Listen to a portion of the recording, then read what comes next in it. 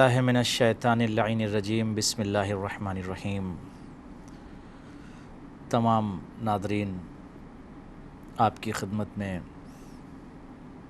عید کی مبارکباد پیش کرتا ہوں، اور یہ عظیم دن بہجت و سعادت سے مملو جو پورے خطۂ ارض پر بستے ہوئے انسانوں کے لیے خوشی کا دن ہے۔ اور اس وقت لندن اسٹوڈیو میں میرے ساتھ بہت عظیم شخصیت، بہت قابل احترام شخصیت، حجت الاسلام والمسلمین مولانا سید رضا حیدر رضوی صاحب تشریف فرما ہیں لندن اسٹوڈیو میں۔ میں ان کا خیر مقدم کرتا ہوں، اور رمضان کے حوالے سے، عید الفطر کے حوالے سے میں آغا سے اس سلسلے میں تفصیلی بات کرنا چاہتا ہوں کہ رمضان کا جو مقدس اور معطر اور معزز اور محترم مہینہ گزرا، اس مہینے سے لوگوں نے کس طرح سے کسب فیض کیا، جو نعمتیں رمضان میں مسلسل ہمارے ساتھ تھیں اور جن احوال و حالات سے ہم نے رمضان میں سیکھا، تو کیا وہی تمام چیزیں ہمارے وجود کے اندر اس کا استمرار ضروری ہے، یا صرف رمضان میں ہم قرب اور دنوں کی منزل میں خدا سے ہو جاتے ہیں اور رمضان کے بعد ہمارے اندر ابتعاد پیدا ہو جاتا ہے؟ آغا السلام علیکم ورحمۃ اللہ وبرکاتہ۔ علیکم السلام ورحمۃ اللہ وبرکاتہ۔ تشرفنا من زیارتکم ومن برکت وجودکم، اہلا وسہلا ومرحبا بکم انشاءاللہ۔ مشکور حیاکم اللہ، عید سعید، مبروک لکم، الف مبروک انشاءاللہ۔ اسعد اللہ ایامکم۔ آغا، رمضان میں آپ نے ماشاءاللہ انگلینڈ میں وقت گزارا، اور آپ صاحب خبرہ ہیں، صاحب تجارب ہیں، اور ماشاءاللہ کافی عرصے سے اس سرزمین پر آپ خدمت کر رہے ہیں۔ خدا آپ کی خدمات کو قبول فرمائے اور آپ کو اجر جزیل عنایت فرمائے۔ آغا، یہ بتائیں کہ رمضان کے حوالے سے آپ کے کیا تجربات ہیں اس انگلینڈ کی سرزمین پر؟ بہت بہت شکریہ جناب مولانا کلب عباس رضوی صاحب۔ میرے لیے باعث مسرت ہے کہ آج آپ کی زیارت سے بھی مشرف ہوا ہوں، اور آج عید سعید فطر کے موقع پر اپنے محترم ناظرین کے ساتھ بھی محو گفتگو ہوں۔ رمضان مبارک قبلہ UK میں، انگلینڈ میں ایک اپنی خاص اہمیت رکھتا ہے۔ بے شک اس کے دو خاص وجوہات ہیں۔ ایک تو یہ کہ بہت ہی طولانی روزہ بھی ہوتا ہے یہاں پر، اگرچہ ہمیشہ نہیں رہتا ہے، مختصر روزے بھی ہوتے ہیں۔ شام کو بعض مواقع پر 4 بجے بھی مغرب ہو جاتی، 4:30 بجے بھی، جی، اور تقریباً 6:30-7 بجے گویا نماز فجر قضا ہوتی ہے، تو شارٹ ٹائم بھی ملتا ہے۔ لیکن آج کل یہ دور جو گزر رہا ہے اس میں کافی طولانی وقت ہے۔ اور دوسری یہ کہ ایک مسئلہ یہاں پر یہ درپیش ہوتا ہے عموماً کہ چاند یہاں پر اپنا مخلہ دکھاتا نہیں ہے، جزاکم اللہ، واہ، بدلیوں میں چھپا رہتا ہے، اور ہم لوگ کو آپس میں گفت و شنید کرنے کا اور بہت ہی گرم و نرم قسم کی گفتگو کرنے کا موقع بھی فراہم کرتا رہتا ہے۔ بے شک بے شک۔ لیکن الحمدللہ سب شیر و شکر رہتے ہیں، کچھ بھی ہو جائے، کیسی ماحول ہو، عالم تشیع یہاں پر متحد ہے، متفق ہے۔ الحمدللہ اور الحمدللہ۔ ظاہر ہے کہ ہم یہ سمجھتے ہیں کہ عید الفطر جو ہے وہ فقط ایسا نہیں کہ کوئی تہوار، کوئی فیسٹیول ہو، بلکہ بہت اچھا جملہ، بہت اچھا جملہ، جو جزاک ہے اللہ، ایک بے شک، عبادت الہی ہے۔ احسنت، بہت جس خوب، طریقے سے ہم نے ماہ مبارک رمضان میں دیگر عبادات کی، نمازیں پڑھیں، روزے رکھے، تلاوت قرآن کی، حکم پروردگار کی روشنی میں اور اس کی اطاعت و فرما برداری کی بنا پر، تو ویسے ہی ہم عید کو بھی مناتے ہیں اور منانا چاہیے۔ بے شک، کہیں کہیں کچھ ذہنوں میں یہ خیال گھوم جاتا ہے کہ ایک تہوار ہے اور اس تہوار کو ہمیں ایک ساتھ منانا چاہیے، اور پھر نہ صرف اپنے ایک ساتھ بلکہ دوسروں کے ساتھ بھی منانا چاہیے۔ سوچ اگرچہ اچھی ہے، لیکن اسی کے اوپر فوکس نہیں ہونا چاہیے کہ ایسے ہی ہونا چاہیے۔ بے شک، پہلے مد نظر ہمارے حکم پروردگار ہے، احسن، بہت جو کہ ہمارے پاس مراجع کرام کے ذریعے سے پہنچتا ہے۔ بالکل، اس لیے کہ ہم شریعت کے پابند بنیں، شریعت کو اپنا پابند نہ بنائیں، احسن، ہم جزاک شریعت اللہ۔ کے پابند بنیں، جہاں بھی رہیں، جس ملک میں رہیں، جس سلطنت میں رہیں، جس کرۂ ارض پر رہیں، جس زمین و سرزمین پر رہیں، ہم شریعت کے پابند بنیں۔ یہ نہ سوچیں کہ معاشرے کے ہم پابند بنیں۔ آج ایک آغا سوال آیا تھا، جی، انہوں نے کہا کہ اگر کسی ملک کا پرائم منسٹر یہ کہے کہ میں ایک سسٹم، ایک دستور دیتا ہوں، اس دستور کے مطابق تمام لوگ جو ہے عید منائیں، تو کیا یہ بہتر نہیں ہوگا؟ میں نے کہا بہتر کیا، مناسب ہی نہیں نہیں ہے. پرائم منسٹر کو بھی شریعت کا پابند ہونا ہوگا. شریعت پرائم منسٹر کی اتباع نہیں کرے گی, پرائم منسٹر شریعت کی اتباع کرے گا. بہت صحیح کہا آپ نے. تو یہ سمجھنے کی ضرورت ہے. آپ نے بہت عظیم جملہ استعمال کیا کہ یہ عید کا جو دن ہے وہ تہوار نہیں ہے, یہ فیسٹیول نہیں ہے کہ ہمیں ایک ساتھ منائیں اور ایک ساتھ کریں. ہاں, مسلمانوں کے لیے جو عید کا دن ہے مبارک دن ہے, بہجت و سرور میں ڈوبا ہوا دن ہے. بے شک. تو اس میں ہمیں اس بات کا خیال رکھنا چاہیے کہ حقیقی معنوں میں اگر ہم اپنے وقت کے امام کو خوش کر رہے ہیں, آغا وقت کے حجت کو خوش کر رہے ہیں, پردہ غیب میں جو امام ہمارا بیٹھا ہوا جسے ہمیں خوش کرنا ہے, ان کی رضایت ہمیں چاہیے, وہ راضی ہوں, تو ہمیں یہ دیکھنا ہوگا کہ ہم شریعت سے نہ ٹکرائیں. صحیح. مزاج شریعت کے مطابق اپنے مزاج کو ڈالیں, مزاج شریعت کے مطابق اپنے مزاج کو ڈالیں, اور ہمارے امتزاج میں بھی شریعت نظر آئے. اگر شریعت نہیں ہوگی, ہم اگر اپنے موڈ اور مزاج کے حساب سے یہ چاہیں گے کہ شریعت چلے, تو وہیں پر جا کے پرابلم کریٹ ہوتی ہے. بالکل. تو آغا آپ کے حساب سے جیسے انگلینڈ میں ماشاءاللہ میں نے اس سال دیکھا اور آپ مسلسل کرتے ہیں, کیا رمضان میں ماشاءاللہ بڑا بہترین ماحول اور بہترین کلچر, بہترین حالات ہو جاتے ہیں, اور لوگ اپنے پروردگار کی بارگاہ میں, خدا کی بارگاہ میں جاتے ہیں, نماز پڑھتے ہیں, عبادت کرتے ہیں, روزہ رکھتے ہیں, اور ایک دوسرے کی کمک کرتے ہیں. ان کے الفاظ میں, ان کی زبان میں, ان کے لسان میں, ان کی گفتگو میں بہت مٹھاس ہوتی ہے. کیا یہ سلسلہ رمضان کے بعد بھی آغا اس میں استمرار نہیں ہونا چاہیے؟ کیونکہ رمضان اگر تطہیر کا مہینہ ہے, اگر یہ تطہیر کا مہینہ ہے, پاکیزگی کا مہینہ ہے, ایمان کا مہینہ ہے, سچائی کا مہینہ ہے, صدق کا مہینہ ہے, صفا کا مہینہ ہے, تو یہ تمام کوالٹی پھر اس کے اندر استمرار آغا ہونا چاہیے.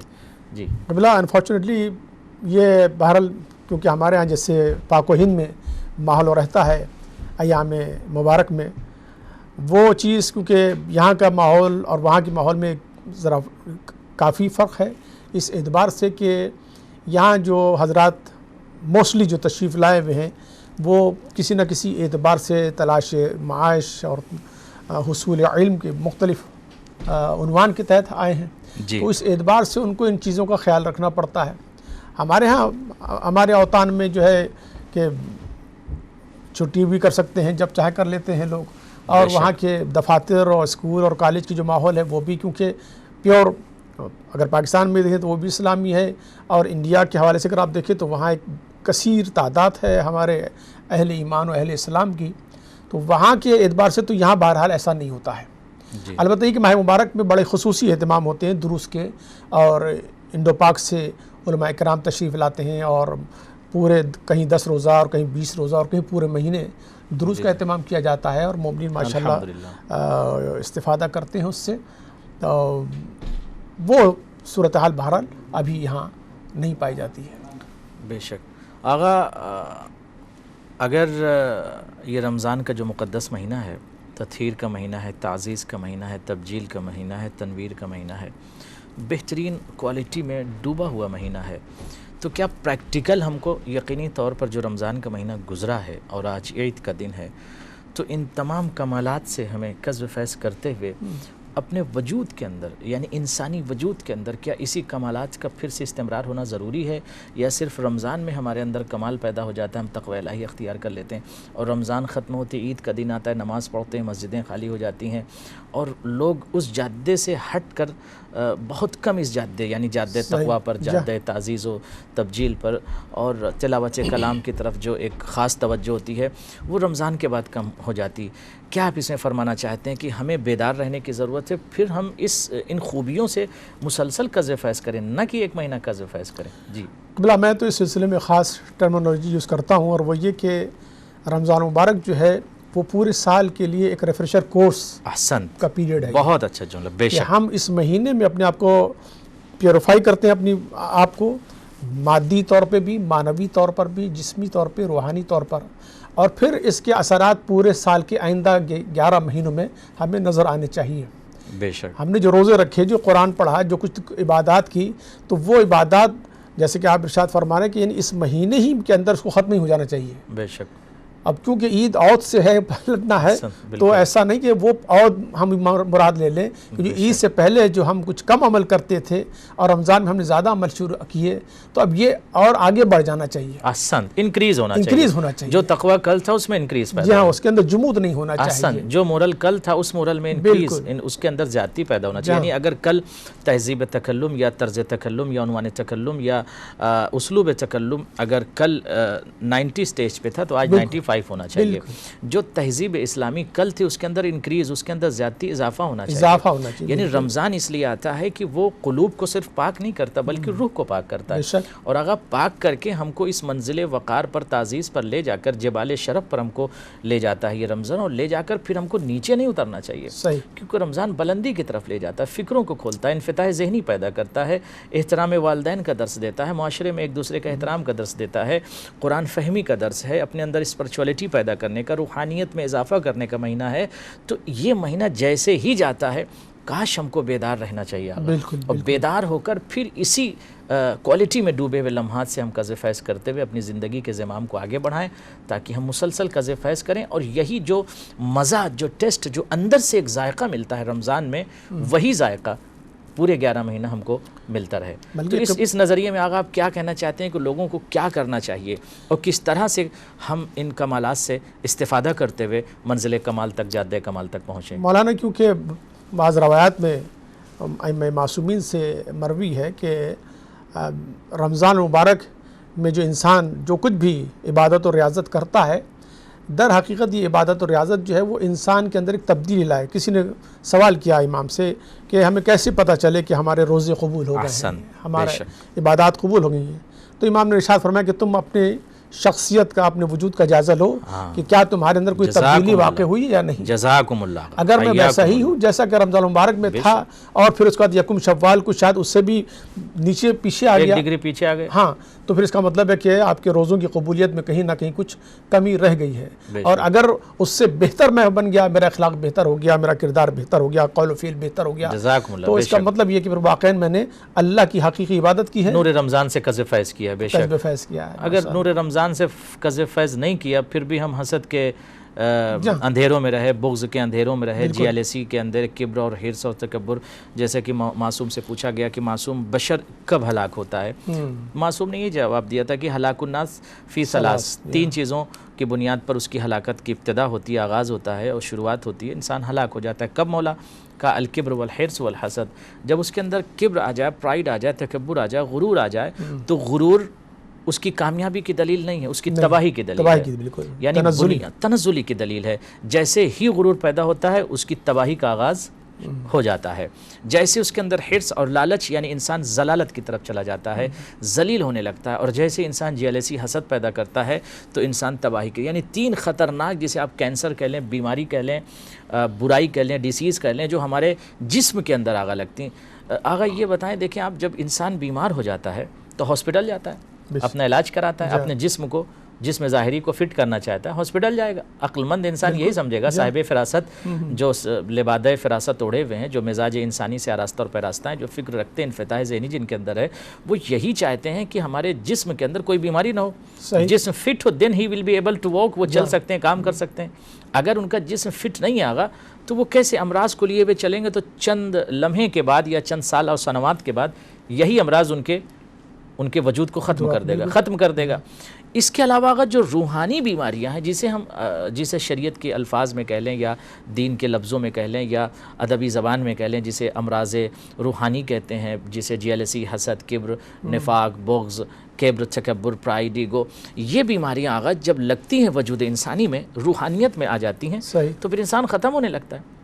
اگر کسی کو ایگو ہے تو وہ بیمار ہے کہ نہیں ہے؟ بالکل ہے۔ وہ تو اگر کسی کے اندر، کسی کے وجود میں حسد پایا جاتا ہے تو وہ شخص بیمار ہے، بالکل بیمار ہے، اور وہ ایسی بیماری ہے کہ جو اس حسد پر آگا آپ روشنی ڈالیں۔ حسد کے متعلق تو مولا کائنات کے بہت سارے ارشادات ہیں۔ نہج البلاغہ میں آپ نے ارشاد فرمایا کہ الحسود لا یسود، احسن، جزاک اللہ۔ وہ جو حاسد ہوتا ہے اس کو کوئی فائدہ نہیں ہوتا ہے، وہ اپنی ذات کے اندر ختم ہو رہا ہوتا ہے، وہ اپنے وجود میں کھو رہا ہوتا ہے۔ اور پھر وہ بھی جیسے مشہور قول آپ کا ہے کہ ان الحسد یاکل الایمان کما تاکل النار الحطب، کہ ایمان کو اس طریقے سے کھا جاتی ہے حسد جس طریقے سے آگ لکڑی کو کھا جاتی ہے. ہمارے معاشرے اور سوسائٹی میں کیا عظیم جملہ ہے آغا مولا کا، کیا عظیم جملہ ہے. اور اس میں ایک اور باریکی یہ ہے قبلہ کہ ہمارے ہاں یہ مقولہ اس طرح ادا ہوتا ہے نارملی کہ جناب لکڑی جو ہے دیمک لکڑی کو کھا گئی، دیمک لکڑی کو کھاتی ہے. نام فرما رہے ہیں کہ جس طریقے سے آگ لکڑی کو کھا جائے تو دیمک کے لکڑی کے کھانے میں اور آگ کے لکڑی کو کھانے میں فرق ہے. فرق ہے بے شک. دیمک جب کھاتی ہے تو پھر بھی کچھ اثار چھوڑ دیتی ہے. واہ واہ واہ سبحان اللہ. نہیں اور بہت آہستہ آہستہ دیمک کھاتے ہیں، آہستہ آہستہ کھاتی ہے، دھیرے دھیرے کھاتے ہیں، ان کا وجود اندر تھوڑا سے سا کھوکھلا کر دیتی ہے. کھوکھلا کر دیتی چوکھٹ برقرار ہے، ہم سمجھ رہے شاید چوکھٹ لگی ہوئی ہے، لیکن حقیقت یہ ہوتی ہے کہ وہ اندر سے بالکل جیسے انسان اس کے اوپر بیٹھے گا فوراً وہ چوکھٹ بل گر جائے اس کے گی. وجود کو وائبریٹڈ کر دے لیکن گا. لکڑی جب آگ جب لکڑی کو کھاتی ہے تو اس کا نام و نشان مٹا دیتی ہے. نام و نشان مٹا دیتی تو گویا یہ حسد ایمان کا نام و نشان مٹا دیتی ہے انسان سے. بالکل بالکل سبحان اللہ. حسد جب وجود انسانی میں، حسد جیسی خطرناک بیماریاں، یہ خطرناک بیماری جب وجود انسانی میں، ضمیر انسانی میں، فکر انسانی میں، مزاج انسانی میں حسد جیسی بیماری آتی تو انسان کے وجود کو ختم کر دیتی ہے. بیماری کینسر ہے، ہمیں بچنا چاہیے اس حسد سے، اس خطرناک بیماری سے ہم کو بچنا چاہیے. اپنے معاشرے کو، اپنی کمیونٹی کو، اپنے ملک کو، اپنے سلطنت کو، اپنے افراد کو، اپنے لوگوں کو اس خطرناک بیماری سے ہم کو بچانا ہے.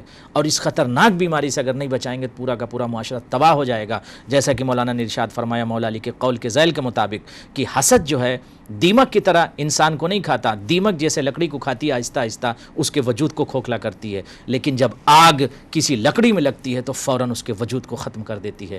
لہٰذا ضرورت اس بات کی ہے کہ ہم حسد جیسی خطرناک بیماری سے خود کو پاک کریں، خود کو بچائیں اور معاشرے کو بچائیں، لوگوں کو بچائیں، کمیونٹی کو بچائیں، اپنے ملک اور اپنے سلطنت اور اپنے اجیال اور اپنے نسلوں، اپنے بچوں اور اپنے اطفال کو بچائیں. اور یہ بہترین میسج جو مولا متقیان کا مولانا نے کنوے کیا ہے اپنے معاشرے میں سے کنوے کریں اور اس خطرناک بیماری سے خود کو بچائیں. خدا ہم سب کو اس خطرناک بیماری سے بچنے کی توفیق عنایت فرمائے.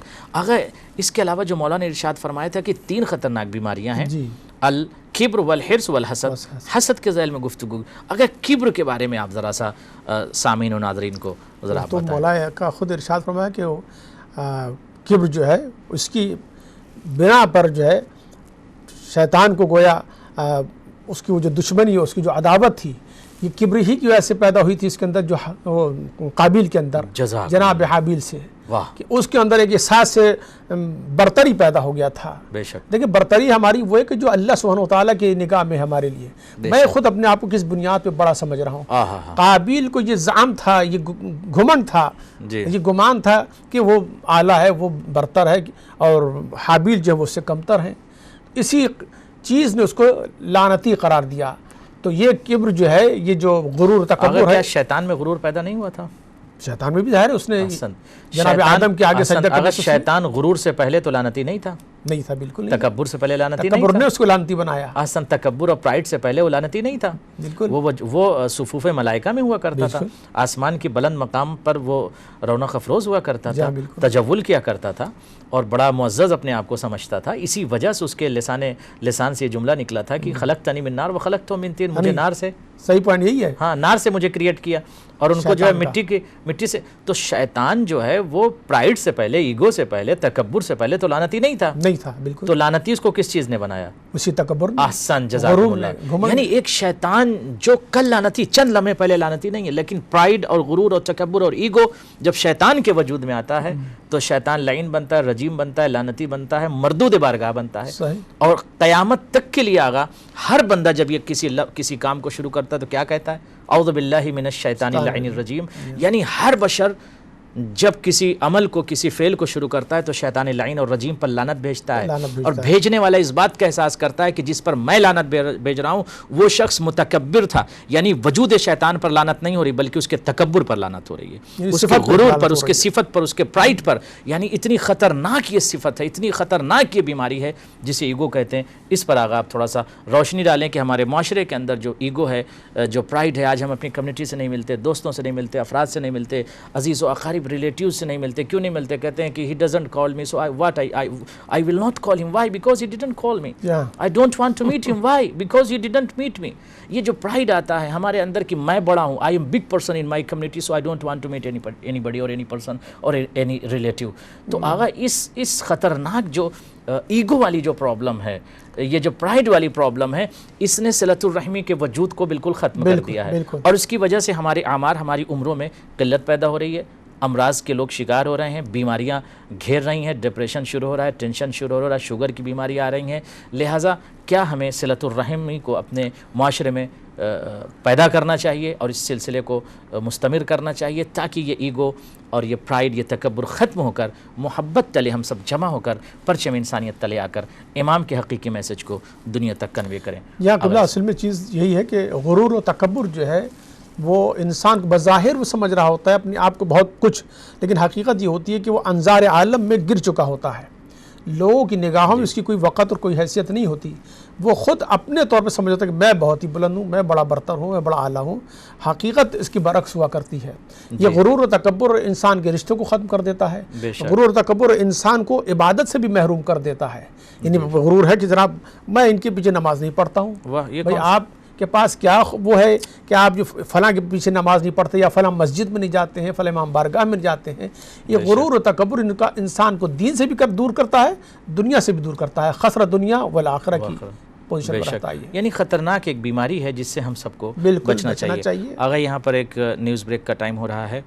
سامعین, ہم دوبارہ آپ کی خدمت میں حاضر ہوں گے ایک چھوٹے سے نیوز بریک کے بعد.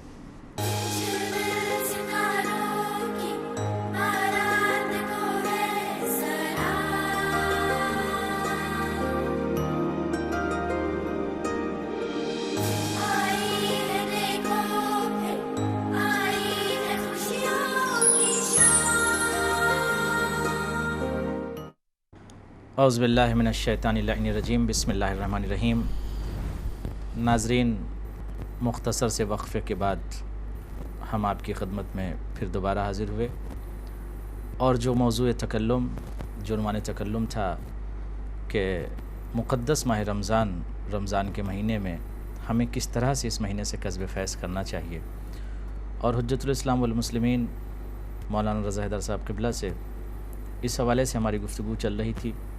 میں آغا سے یہ جاننا چاہتا ہوں دوبارہ کہ رمضان تو آغا گزر گیا, آج عید ہے, اور اس عید کے دن میں جو بہجت اور سرور سے مملو یہ دن ہے, آغا پریکٹیکل کس طریقے سے ہم کو عید منانا چاہیے؟ عید کا مفہوم کیا ہے؟ بسم اللہ الرحمن الرحیم.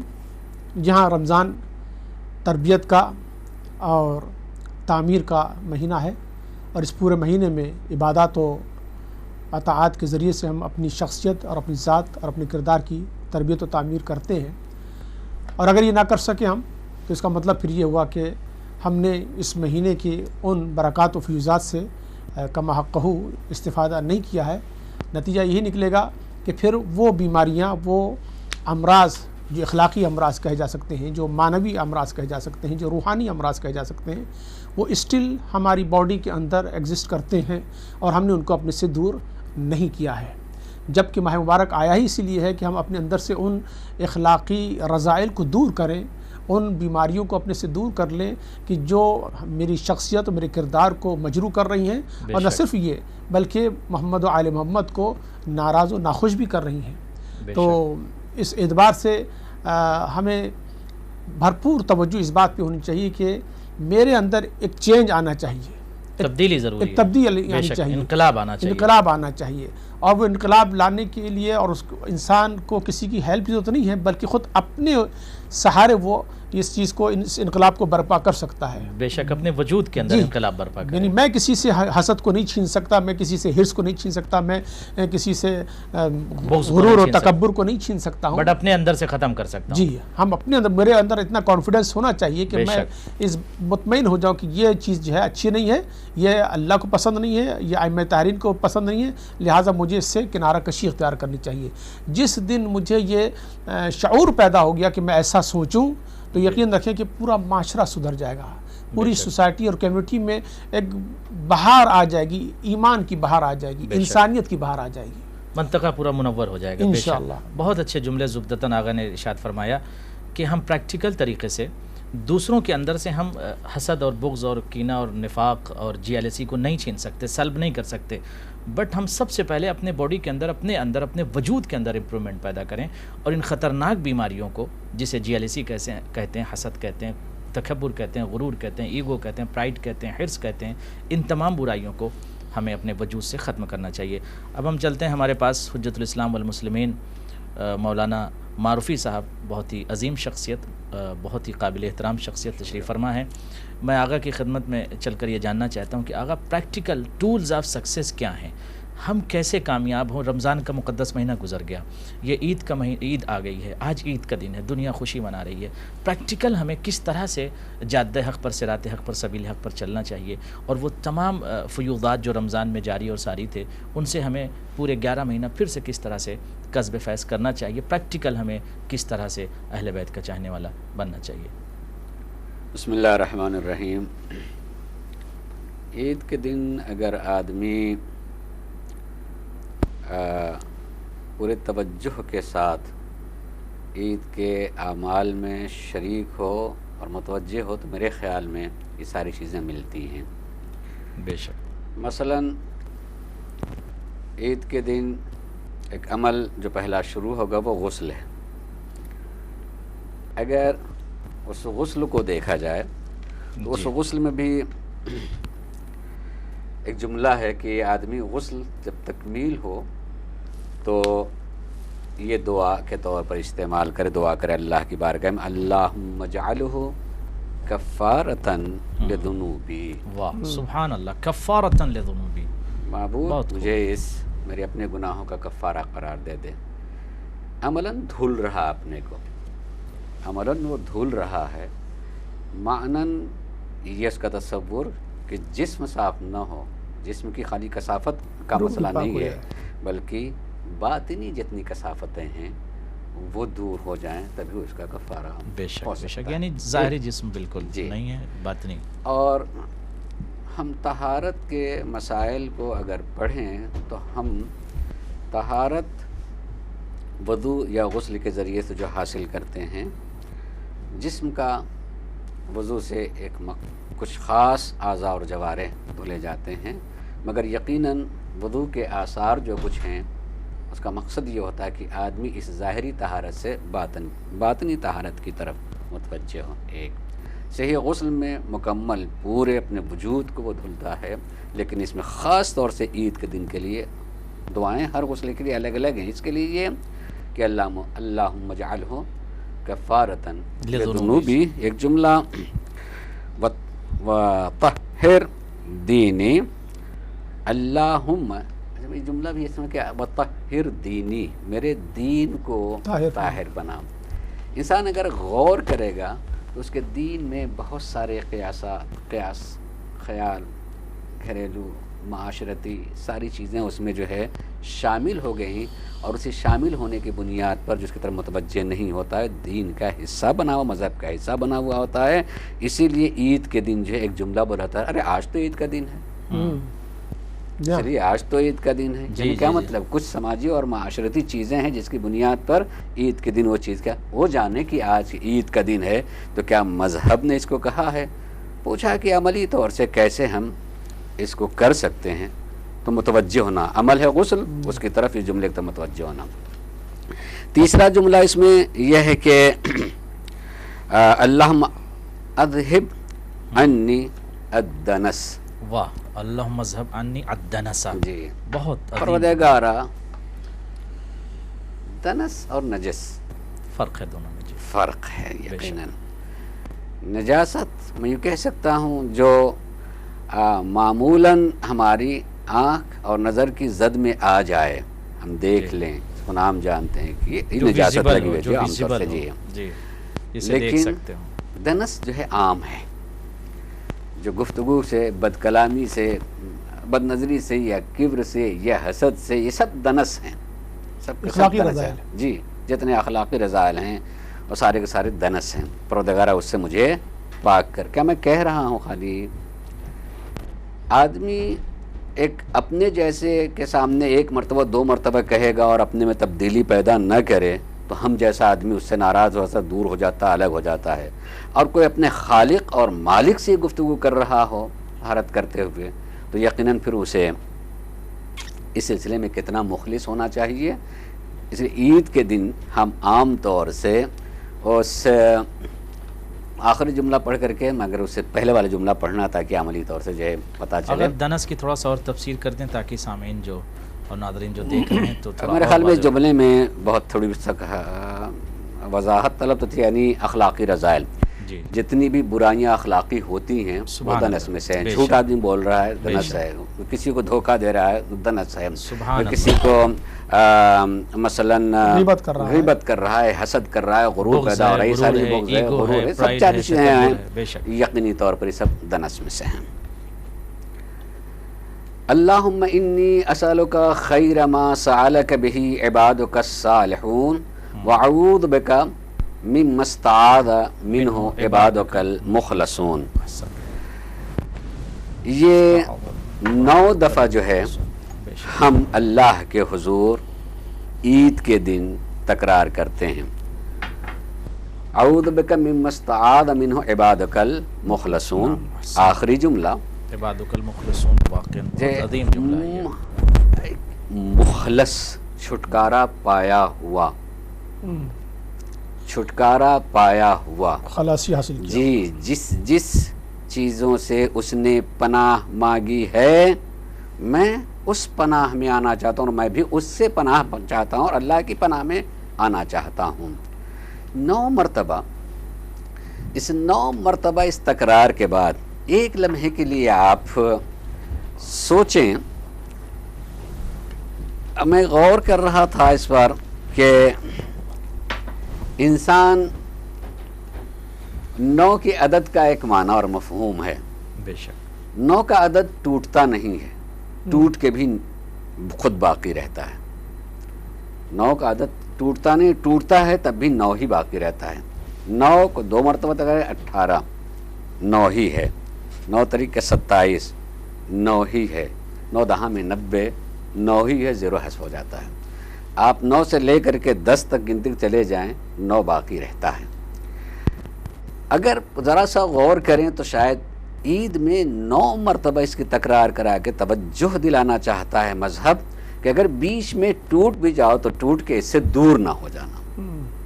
عملاً جو ہے انسان جب تک اپنی طرف توجہ نہیں کرے گا عملی طور سے اپنے، اور پہنچنا کہاں تک ہے، بالکل آخری بات پہنچنا کہاں تک ہے، ان تدخلنی فی کل خیر ادخلت فیہ محمدا وآل محمد وان تخرجنی من کل سوء اخرجت منہ محمدا وآل محمد.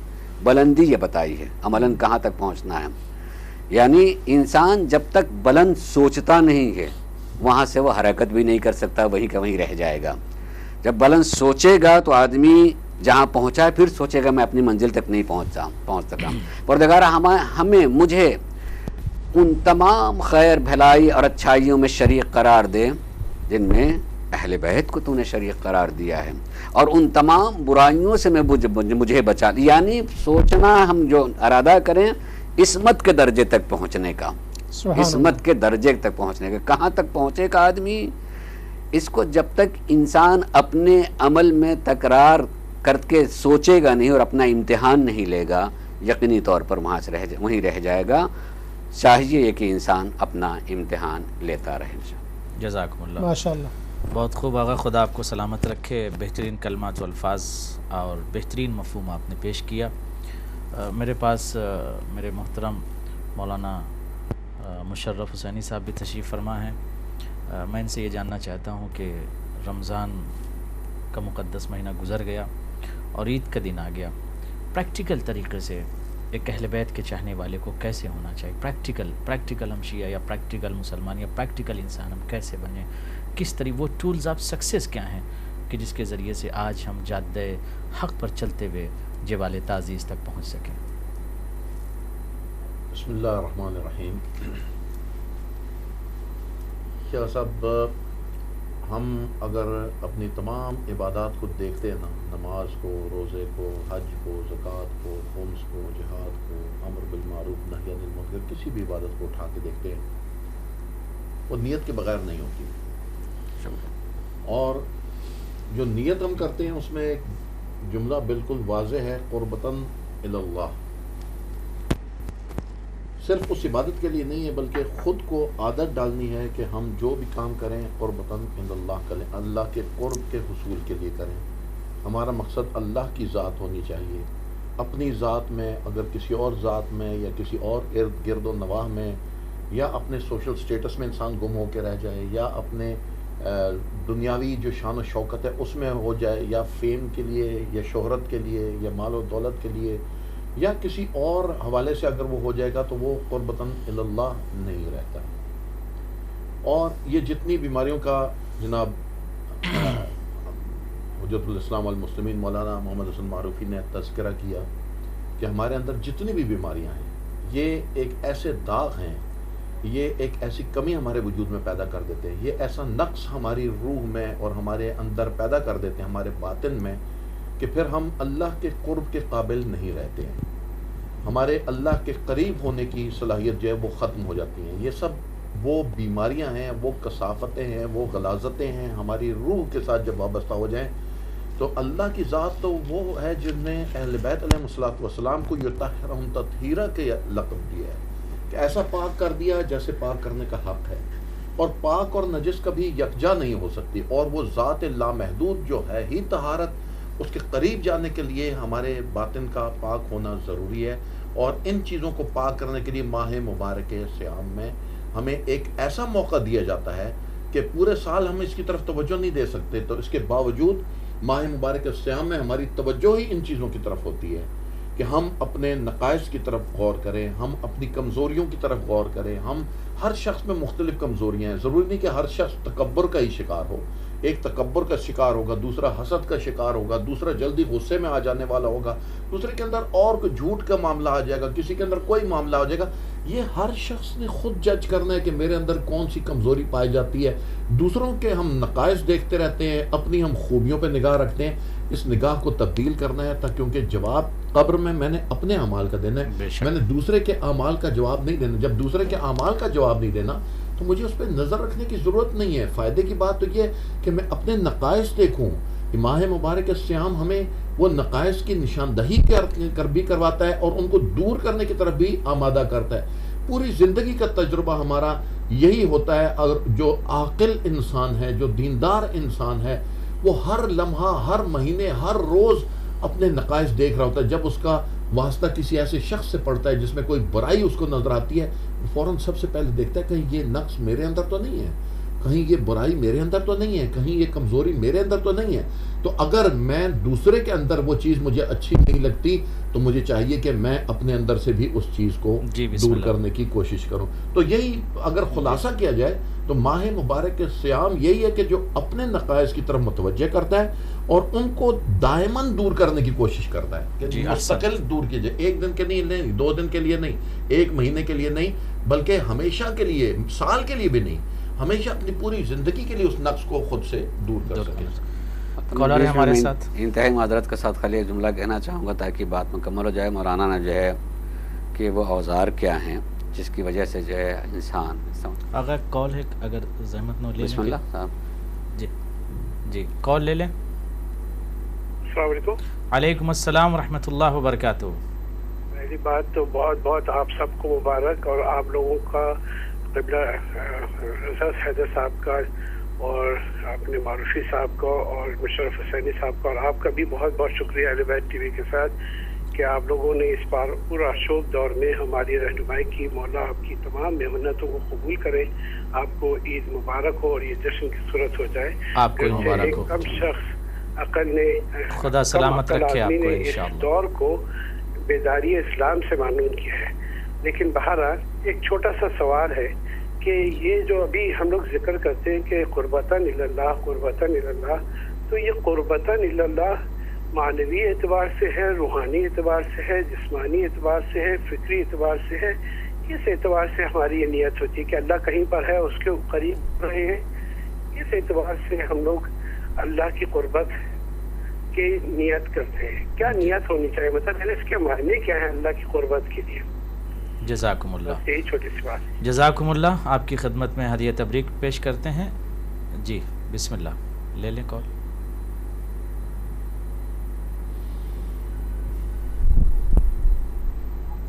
ہلو, السلام علیکم ورحمۃ اللہ. جی کون صاحب؟ جی میں سید امان بات کر رہا ہوں. مولانا صاحب ایک مسئلہ ہے. جی بسم اللہ.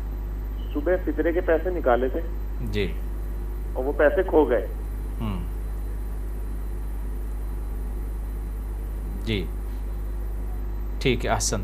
آغا آپ تک چلتے ہیں.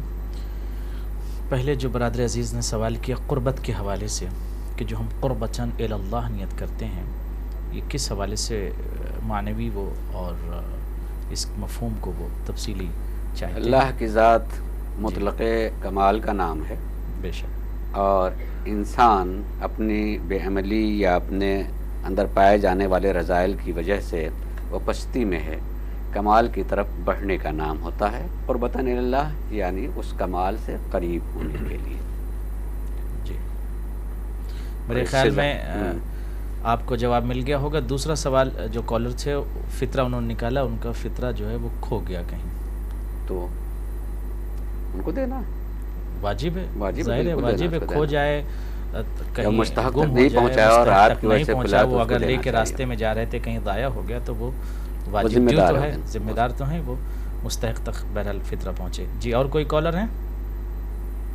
جی آغا بسم اللہ. آپ میں چونکہ بات کہہ رہا تھا اور آن ایئر بھی بات کہنے میں اس کو عیب نہیں سمجھتا ہوں کہ معمولاً میں ٹی وی پر سوال اور جواب کا قائل نہیں ہوں, اس لیے کہ بات مکمل جو ہے پہنچتی نہیں ہے, اور بات جامع جو ہے پہنچ نہیں پاتی ہے. جب ہر جگہ بات پہنچتی ہے تو کرنے کی ایسی بات, تو میں اس کا قائل نہیں ہوں.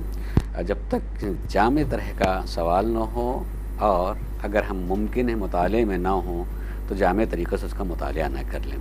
علم کا مطلب ہمیشہ یہ نہیں ہوتا کہ وہ حاضر ہو.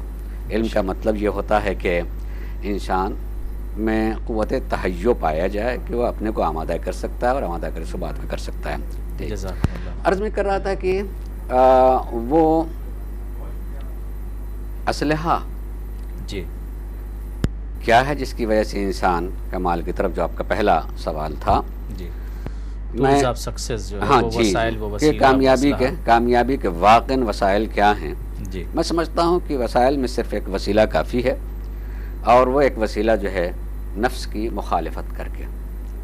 انسان نفس انسان کو راستے سے بھٹکاتا ہے, اور قرآن نے اس حد تک بات کہی کہ کیا تم نے ایسے شخص کو دیکھا ہے جس نے اپنے نفس کو اپنا معبود, اپنا الہ اور اپنا رب بنا لیا ہے. جی تو ایسی صورت میں انسان کی کامیابی کا راستہ یہی ہے, اور اس کا ایک ہی وسیلہ اور راستہ ہے کہ انسان اپنے نفس کی مخالفت کر رہا ہو.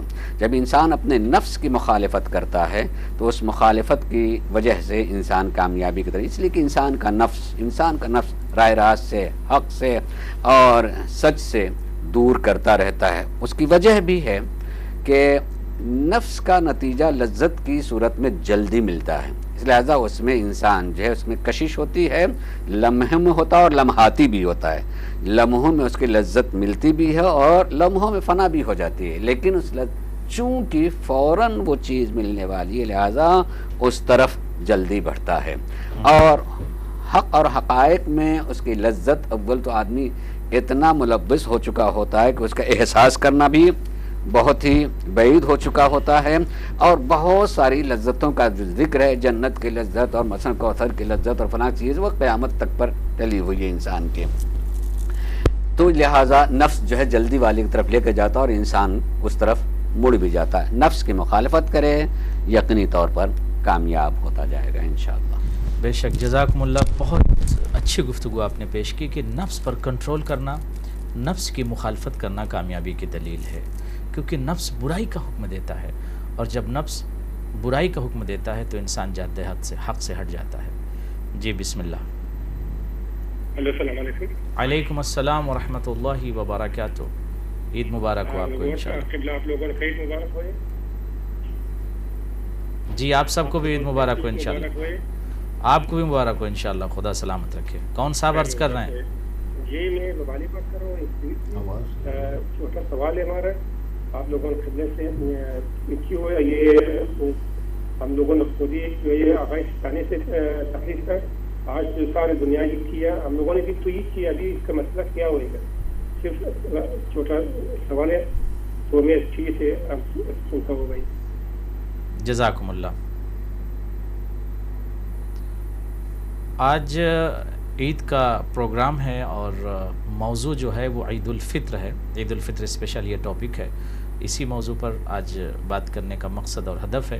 لہٰذا آپ حضرات جو بھی سوال کریں اسی موضوع اور اسی ٹاپک اور اسی عنوان کو مد نظر رکھتے ہوئے سوال کریں تو انشاءاللہ آپ نے جو سوال کیا ہے دوسرے پروگرام میں آپ کو جواب دیا جائے گا کیونکہ موضوع جو ہے وہ آج عید الفطر ہے. تو ہم یہ چاہتے ہیں کہ سامعین اور ناظرین آپ اسی موضوع پر سوال کریں. آغا گفتگو یہ ہو رہی تھی کہ پریکٹیکل جو ہمیں کس طریقے سے جادہ حق پر صراط حق پر چلنا چاہیے اور وہ ٹولز وہ اسلحے وہ وسائل کیا ہیں جس کے ذریعے سے ہم سکسیز ہوں. آپ نے بہت ہی اچھے الفاظ کا استخدام کیا کہ نفس پر کنٹرول اور نفس کی مخالفت سے انسان جبال تعزیز و تبجیل و تکریم تک پہنچتا ہے. یقینی طور پر سامعین کرام آج ضرورت اس بات کی کہ ہم اپنے نفس پر کنٹرول کریں اور جب نفس پر کنٹرول کریں گے تو پھر ہم جا کر جبال تعزیز تک ہماری رسائی ہوگی. جب نفس ہم کو گمراہ کر دیتا ہے تباہی کی طرف نفس لے کر آتا ہے اور جب انسان نفس کی غلامی کرنے لگتا ہے تو انسان دنیا میں سب کا غلام بن جاتا ہے, شیطان کا غلام بن جاتا ہے. لہٰذا نفس سے ہم دوری اختیار کریں, اس کی مخالفت کریں اور اپنے نفس پر کنٹرول حاصل کریں, تب جا کر جبال تعزیز و تبجیل و تکریم تک ہماری رسائی ممکن ہے. جی کوئی کالر ہیں؟ بہرحال آغا آج دور جدید میں دنیا کی اکثر مملکت میں آغا یہ تنافر پھیلا ہوا ہے. تقاتل کا دور ہے, تباغض کا دور ہے, تحاسد کا دور ہے, تقاتل کا دور ہے, تنافر کا. کیا ٹولز استعمال کیے جائیں, کیا میسیجز استعمال کیے جائیں کہ مزاج بشری میں, فکر بشری میں جو تنافر والا مزاج ہے یہ کم از کم اس میں قلت واقع ہو سکے. کیونکہ دنیا کے جو حالات ہیں آغا بہت عجیب ہیں. آپ نے خود ملاحظہ فرمایا ہوگا کہ بغداد کی سرزمین عید سے پہلے لہو لہان ہو گئی. کتنے گھروں میں عید نہیں ہو سکی, گھر اجڑ گئے, بیوت اجڑ گئے, لوگ بچے یتیم ہو گئے, لاشوں کے ٹکڑے اور کٹے ہوئے سر, تڑپتے ہوئے لاشیں بغداد کی سرزمین پر اور دیگر مناطق میں یہ اس طرح کے حالات پائے جاتے ہیں. یہ کیا ہو گیا ہے انسانوں کو جو بشریت کا قتل کر رہے ہیں, انسانوں کا قتل کر رہے ہیں. کہاں ہے انسانیت, کہاں ہے بشریت, آدمیت کہاں ہے؟ مزاج انسانی کو کیا ہو گیا ہے؟ اپنے اعزاز و تعزیز و تبجیل کو اس نے کھو دیا ہے. لہٰذا ضرورت اس بات کی کہ ہم بیدار ہو کر پرچم انسانیت تلے آ کر, انسانیت کے پرچم تلے آ کر ہم سب سے پہلے مسلمان یا کسی اور مذہب و مسلک سے بات کرنے سے پہلے ہمیں یہ غور کرنا چاہیے کہ ہم انسان ہیں, ہم بشر ہیں, ہم ابن آدم ہیں, ہم انسان ہیں. انسانیت پہلے ہے. مولائے متقیان نے علی بن ابی طالب وقت کے امام ہیں, وقت کے معصوم ہیں, رہبر ہیں, امام وقت ہیں. جب لیٹر لکھتے ہیں کتب علی جو رسالۃ الی مالک الاشتر حین واللہ مصر, جب مالک اشتر کو ایک لیٹر لکھا ہے, خط لکھا ہے, تو مولائے متقیان مالک اشتر کو یہ بتانا چاہتے تھے کہ مالک اشتر یاد رکھنا جس ملک میں تم جا رہے ہو, جس زمین و سرزمین پر قدم رکھ رہے ہو, حکومت کرنے کے لیے جا رہے ہو, گورنر بن کے وہاں جا رہے ہو, یاد رکھو مالک اشتر دو طرح کے لوگ تمہارے معاشرے میں ہوں گے. ایک طبقہ وہ ہے جو اما اخ لک فی الدین و اما نذیر لک فی الخلق, اما اخ لک فی الدین او نذیر لک فی الخلق. یہ برادر مذہبی ہیں تمہارے, اگر برادر مذہبی نہیں ہیں تو نذیر لک فی الخلق, تمہارے برادر انسانی ہیں, تمہارے جیسے انسان ہیں. یعنی یہ جو ویژن, یہ کانسیپٹ, یہ میسج وقت کے معصوم, وقت کے امام, وجہ کل, امام کل, تیغ مسلول, امام المتقین, خلیفہ دنیا و دین, معرفت کا جام, گلشن محمد کا باغبان, ہر ولی کائنات کا, علی کا غلام, انسانیت کا رہبر, دنیا کے لوگوں کو ایک پیسفل میسج دینا چاہتا ہے. یونیورس کو میسج دیا کہ یاد رکھو مذہب و مسلک کے نام پہ تنافر نہ پھیلانا, بلکہ یاد رکھنا کہ تم سب سے پہلے انسان ہو. اگر سامنے والا برادر مذہبی نہیں ہے تو کم از کم انسان تو ہے. انسانیت کے ناطے اس کا احترام کرو, رسپیکٹ کرو, عزت کرو, احترام کرو. جی میں اب آتا ہوں جناب مولانا مشرف صاحب کی خدمت میں. آپ کافی عرصے سے انگلینڈ کی سرزمین پر ہیں اور رمضان کا یہ مقدس, معطر, معزز, معطر مہینہ گزرا اور اس مہینے سے ہم نے کذب فیض کیا. پریکٹیکل طریقے سے آپ یہ بتائیں کہ انہی فیوضات کو ہم کس طرح سے جاری رکھیں، اور مؤمنین جو اس وقت اہل بیت چینل کو دیکھ رہے ہیں وہ یہ جاننا چاہتے ہیں کہ بہترین روحانیت والا ماحول پھر سے ہم کیسے رمضان کے بعد کریٹ کریں. بسم اللہ. سب کیا کریں کہ پھر اسی روحانی ماحول کے اندر. سوال کیا تھا میرے خیال میں وہ جو آپ نے بغداد کی صورتحال بتائی، یمن کی صورتحال بتائی، وہ اسی کے ساتھ مربوط دونوں چیزیں ہیں. قتل و غارت گری ہر طرف ہو رہی ہے، افغانستان ہو، پاکستان ہو، کشمیر ہو، یا یمن ہو، یا بحرین ہو، یا سیریا ہو. یہ قتل و غارت گری جاری ہے اور کتنے سالوں سے جاری ہے. پاکستان میں پچھلے 27 سال میں تقریباً 27,000 افراد سے زیادہ شہید ہوئے ہیں. انجینئرز، ڈاکٹرز، یونیورسٹیوں کے گولڈ میڈلسٹ، اور اپنے شعبہ زندگی میں ڈاکٹرز بھی وہ پائے کہ ڈاکٹرز جو ماہر اسپیشلسٹ سمجھے جا رہے تھے، اور تسلسل سے یہ کام جاری ہے اور اس میں کوئی رکاوٹ کسی قسم کی نہیں آ رہی ہے.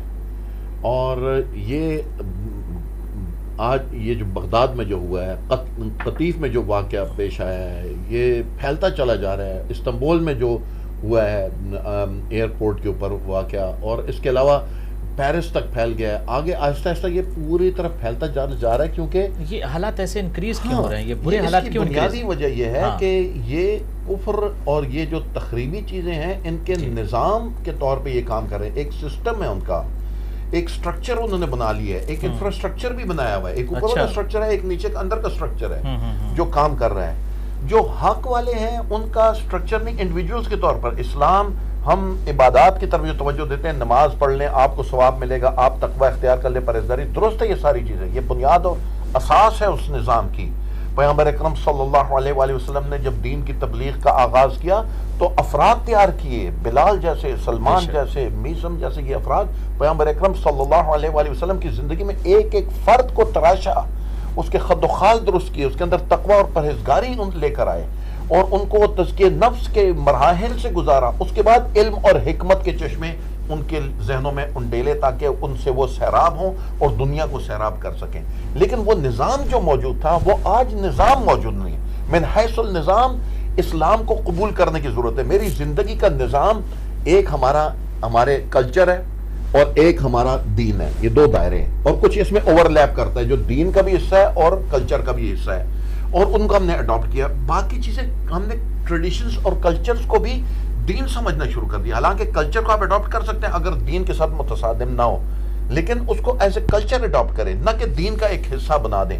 دین جو خالص دین ہے اس کو بطور نظام کے اڈاپٹ کرنا کہ میری زندگی کا اوڑھنا بچھونا، چلنا پھرنا، میری پسند ناپسند، میری دوستی دشمنی کی جو پالیسی طے کرے وہ اسلام اور دین کے قوانین ہونے چاہیے. وہی توحید ہے، اسی توحید کی طرف ہمیں بڑھنا ہے. یہ نظام کا نہ ہونا باعث بن رہا ہے، کیونکہ 1400 سال میں کربلا کے واقعے کے بعد یہ تمام چیزیں شیٹر ہو گئی من حیث النظام، اور وہ ابھی دوبارہ اکٹھی ہو رہی ہیں. اب لوگوں کی توجہ ہو رہی ہے مختلف مکاتب فکر دین اسلام کے، اور دین اسلام اس طرف متوجہ، بالخصوص مکتب تشیع اس کی طرف متوجہ ہے، اور وہ دیکھتا ہے کہ اگر فلسطین والے اگر مکتب تشیع کی حمایت نہیں بھی کرتے تو اگر وہ مظلوم واقع ہوئے ہیں تو ان کی حمایت ہم نے کرنی ہے. دنیا کے کسی گوشے میں اگر کسی کے ساتھ ظلم ہو رہا ہے تو ہم نے اس کی حمایت کرنی ہے. دین کا اصول ہمیں یہ بتاتا ہے اسلام، اصل اسلام کو زندہ کرنے کی اور ایک عملی شکل میں لے کر آنے کی ضرورت ہے. من حیث النظام جب ہم as an individual, as a family, as a community اور ایز پوری انسانیت کے ہم اسلام کو اڈاپٹ کر لیں، اور اس اسلام کے لیے پھر نظام کے مقابلے میں آ سکتا ہے.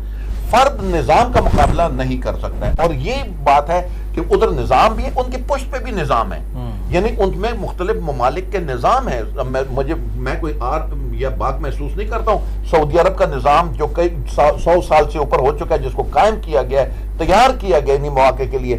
ترکی کا نظام ہے، قطر کا نظام ہے، مغربی ممالک کے نظام ہے جو ڈائریکٹلی اور انڈائریکٹلی ان کی پشت پناہی کر رہے ہیں. ایک طرف آپ ان تخریب کاروں کو سزا دینا چاہتے ہیں، دوسری طرف آپ ہی کا لیا ہوا اسلحہ وہ لے کر استعمال کر کے اپنی تخریب کاری بڑھا رہے ہیں. کیا بات ہے کہ یہ تخریب کار آج اتنے قوی ہو گئے کہ پورے ملک کی فوج کے ساتھ وہ لڑ رہے ہیں.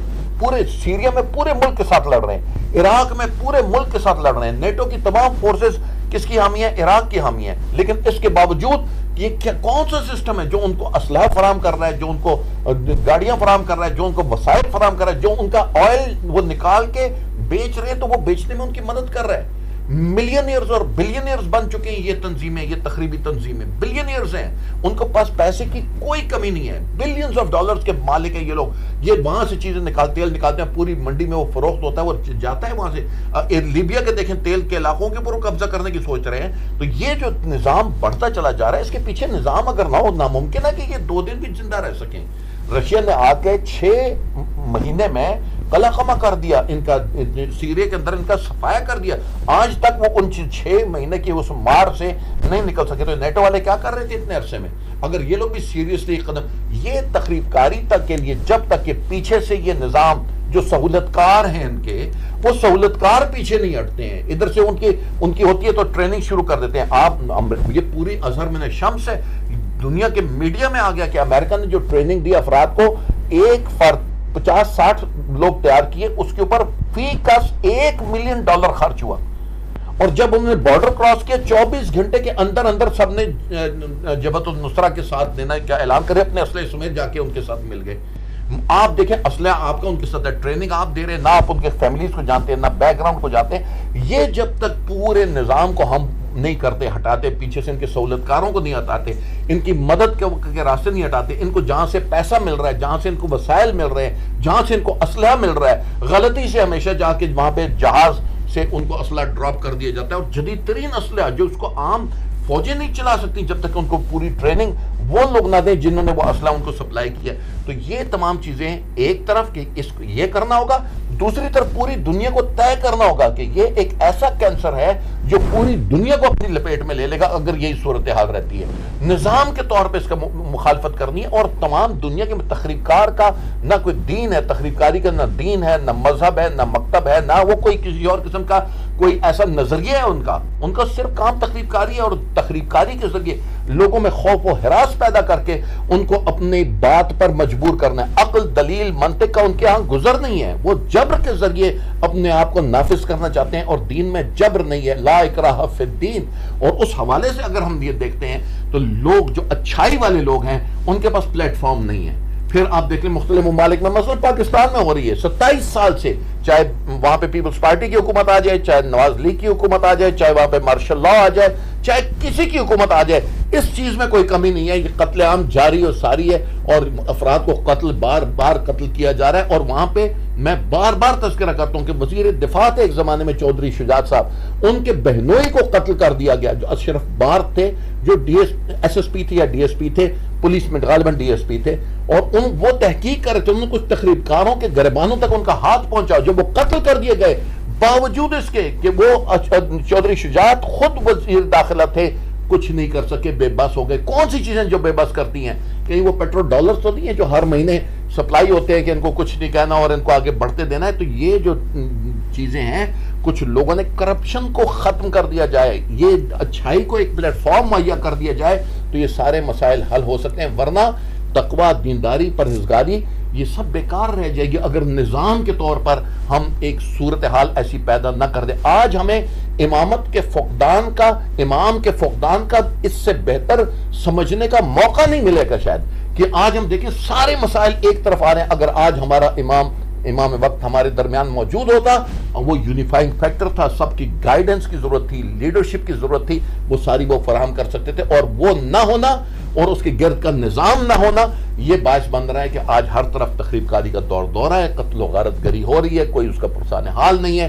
ادھر بم دھماکہ ہو رہا ہے, ادھر بم دھماکہ ہو رہا ہے. یہ لوگ ہیں جن کو, جو آسانی سے ان کو پتہ ہے کہ ہم پکڑے نہیں جائیں گے, ہم آزاد رہیں گے, اور وہ برین واش کر رہے ہیں لوگوں کو. ان کے سہولتکاروں کی کوئی پابندی نہیں, کسی اور کی سپلائز کی کوئی پابندی نہیں. یہ جب تک مکمل طور پہ اس درخت کی جڑوں کو نہیں کاٹا جائے گا, آپ کہیں گے منہ پر پتے اور شاخیں توڑ کے تو ہم اس درخت کو کر دیں گے, نہیں, اس کی جڑوں کے اوپر ہمیں دھیان دینا ہوگا کہ جڑیں کہاں کہاں تک پھیلی ہوئی ہیں, کون کون ان کی جڑوں میں پانی دے رہا ہے, غذا دے رہا ہے, اور ان کو وسائل فراہم کر رہا ہے. بے شک. ظاہر ہے کہ حقیقت یہ ہے کہ دہشت گردی کا کوئی مقام نہیں ہے اسلام میں, کوئی جگہ نہیں ہے, اور دہشت گردوں کا کوئی مذہب و مسلک نہیں ہوتا, بلکہ وہ انسان نہیں ہوتے, ان کا کوئی مقصد نہیں ہوتا الا کہ وہ تخریب ہے. بالکل, دہشت گردی ایک درندگی کا نام ہے. اور سامعین, آج کا جو موضوع تھا عید الفطر, اور اس پر ہم آپ سے گفتگو کر رہے تھے. عید کا دن آ گیا, ہم نے ایک دوسرے کو مبارکباد پیش کیا, اور پیش کر کے پروفٹ آف پیس کے میسج کو کنوے کرنے کی کوشش کی۔ آج ضرورت اس بات کی ہے کہ ہم بیدار ہو جائیں، اور خصوصی طور پر اگر یہ فطرے کا جو کانسیپٹ ہمارے شریعت میں ہے کہ فطرہ واجب ہے، مستحب نہیں ہے، واجب ہے۔ فطرہ اس لیے صرف نہیں ہے کہ ہم اپنے اس ڈیو یا اس ڈیوٹی کو، اس جو فطرہ واجب ہے کسی کو عطا کریں اور آگے بڑھ جائیں، نہیں، یہ فطرہ ہے مساکین کے لیے، فطرہ ہے غریبوں کے لیے، فطرہ ہے پورز کے لیے۔ فطرہ اس لیے ہے کہ اگر کوئی یتیم بچہ یتیمی کا احساس کرنے سے پہلے فطرہ اس کے گھر میں پہنچ جائے، ایسا نہ ہو کہ دوسرے بچوں کے صفوف میں ایک یتیم بچہ کھڑا ہو کر احساس یتیمی پیدا کرے۔ لہٰذا غریبوں کی مدد کیجیے، فقیروں اور بیواؤں اور مساکین کی مدد کیجیے۔ رمضان کا مہینہ گزر گیا، عید کی خوشی میں یتیموں کو شریک کیجیے، غریبوں کو شریک کیجیے، مساکین کو شریک کیجیے، اور اپنے وجود کے اندر، اپنے الفاظ میں، اپنے بیان میں، اپنے گفتگو میں، اپنے وجود میں اہل بیت کے سسٹم اور دستور اور سینگ کو پیدا کیجیے۔ جب ہم کلام کرتے ہیں، جب ہم گفتگو کرتے ہیں، جب ہم کچھ کہتے ہیں، اسلام کسی لفظ کے رٹنے کا نام نہیں ہے، اسلام ریپیٹیشن کا نام نہیں کہ ہم رٹ لیں فلاں لفظ کو یا بک کو اپنے دوش پر لے کر ٹہلیں اور یہ کہیں دس از اسلام۔ نو، اسلام پریکٹیکل انسانیت کا مذہب ہے، اسلام فطرت دین ہے۔ فاقم وجہک للدین حنیفا فطرت اللہ التی فطر الناس علیہا۔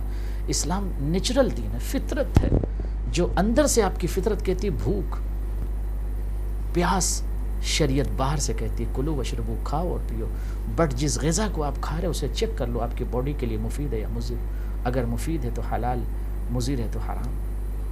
پیاس نے اندر سے پکارا، شریعت نے کہا پی لیجئے، لیکن پانی کو چیک کر لیجئے آپ کی حیات کے لیے کہیں مضر نہ ہو۔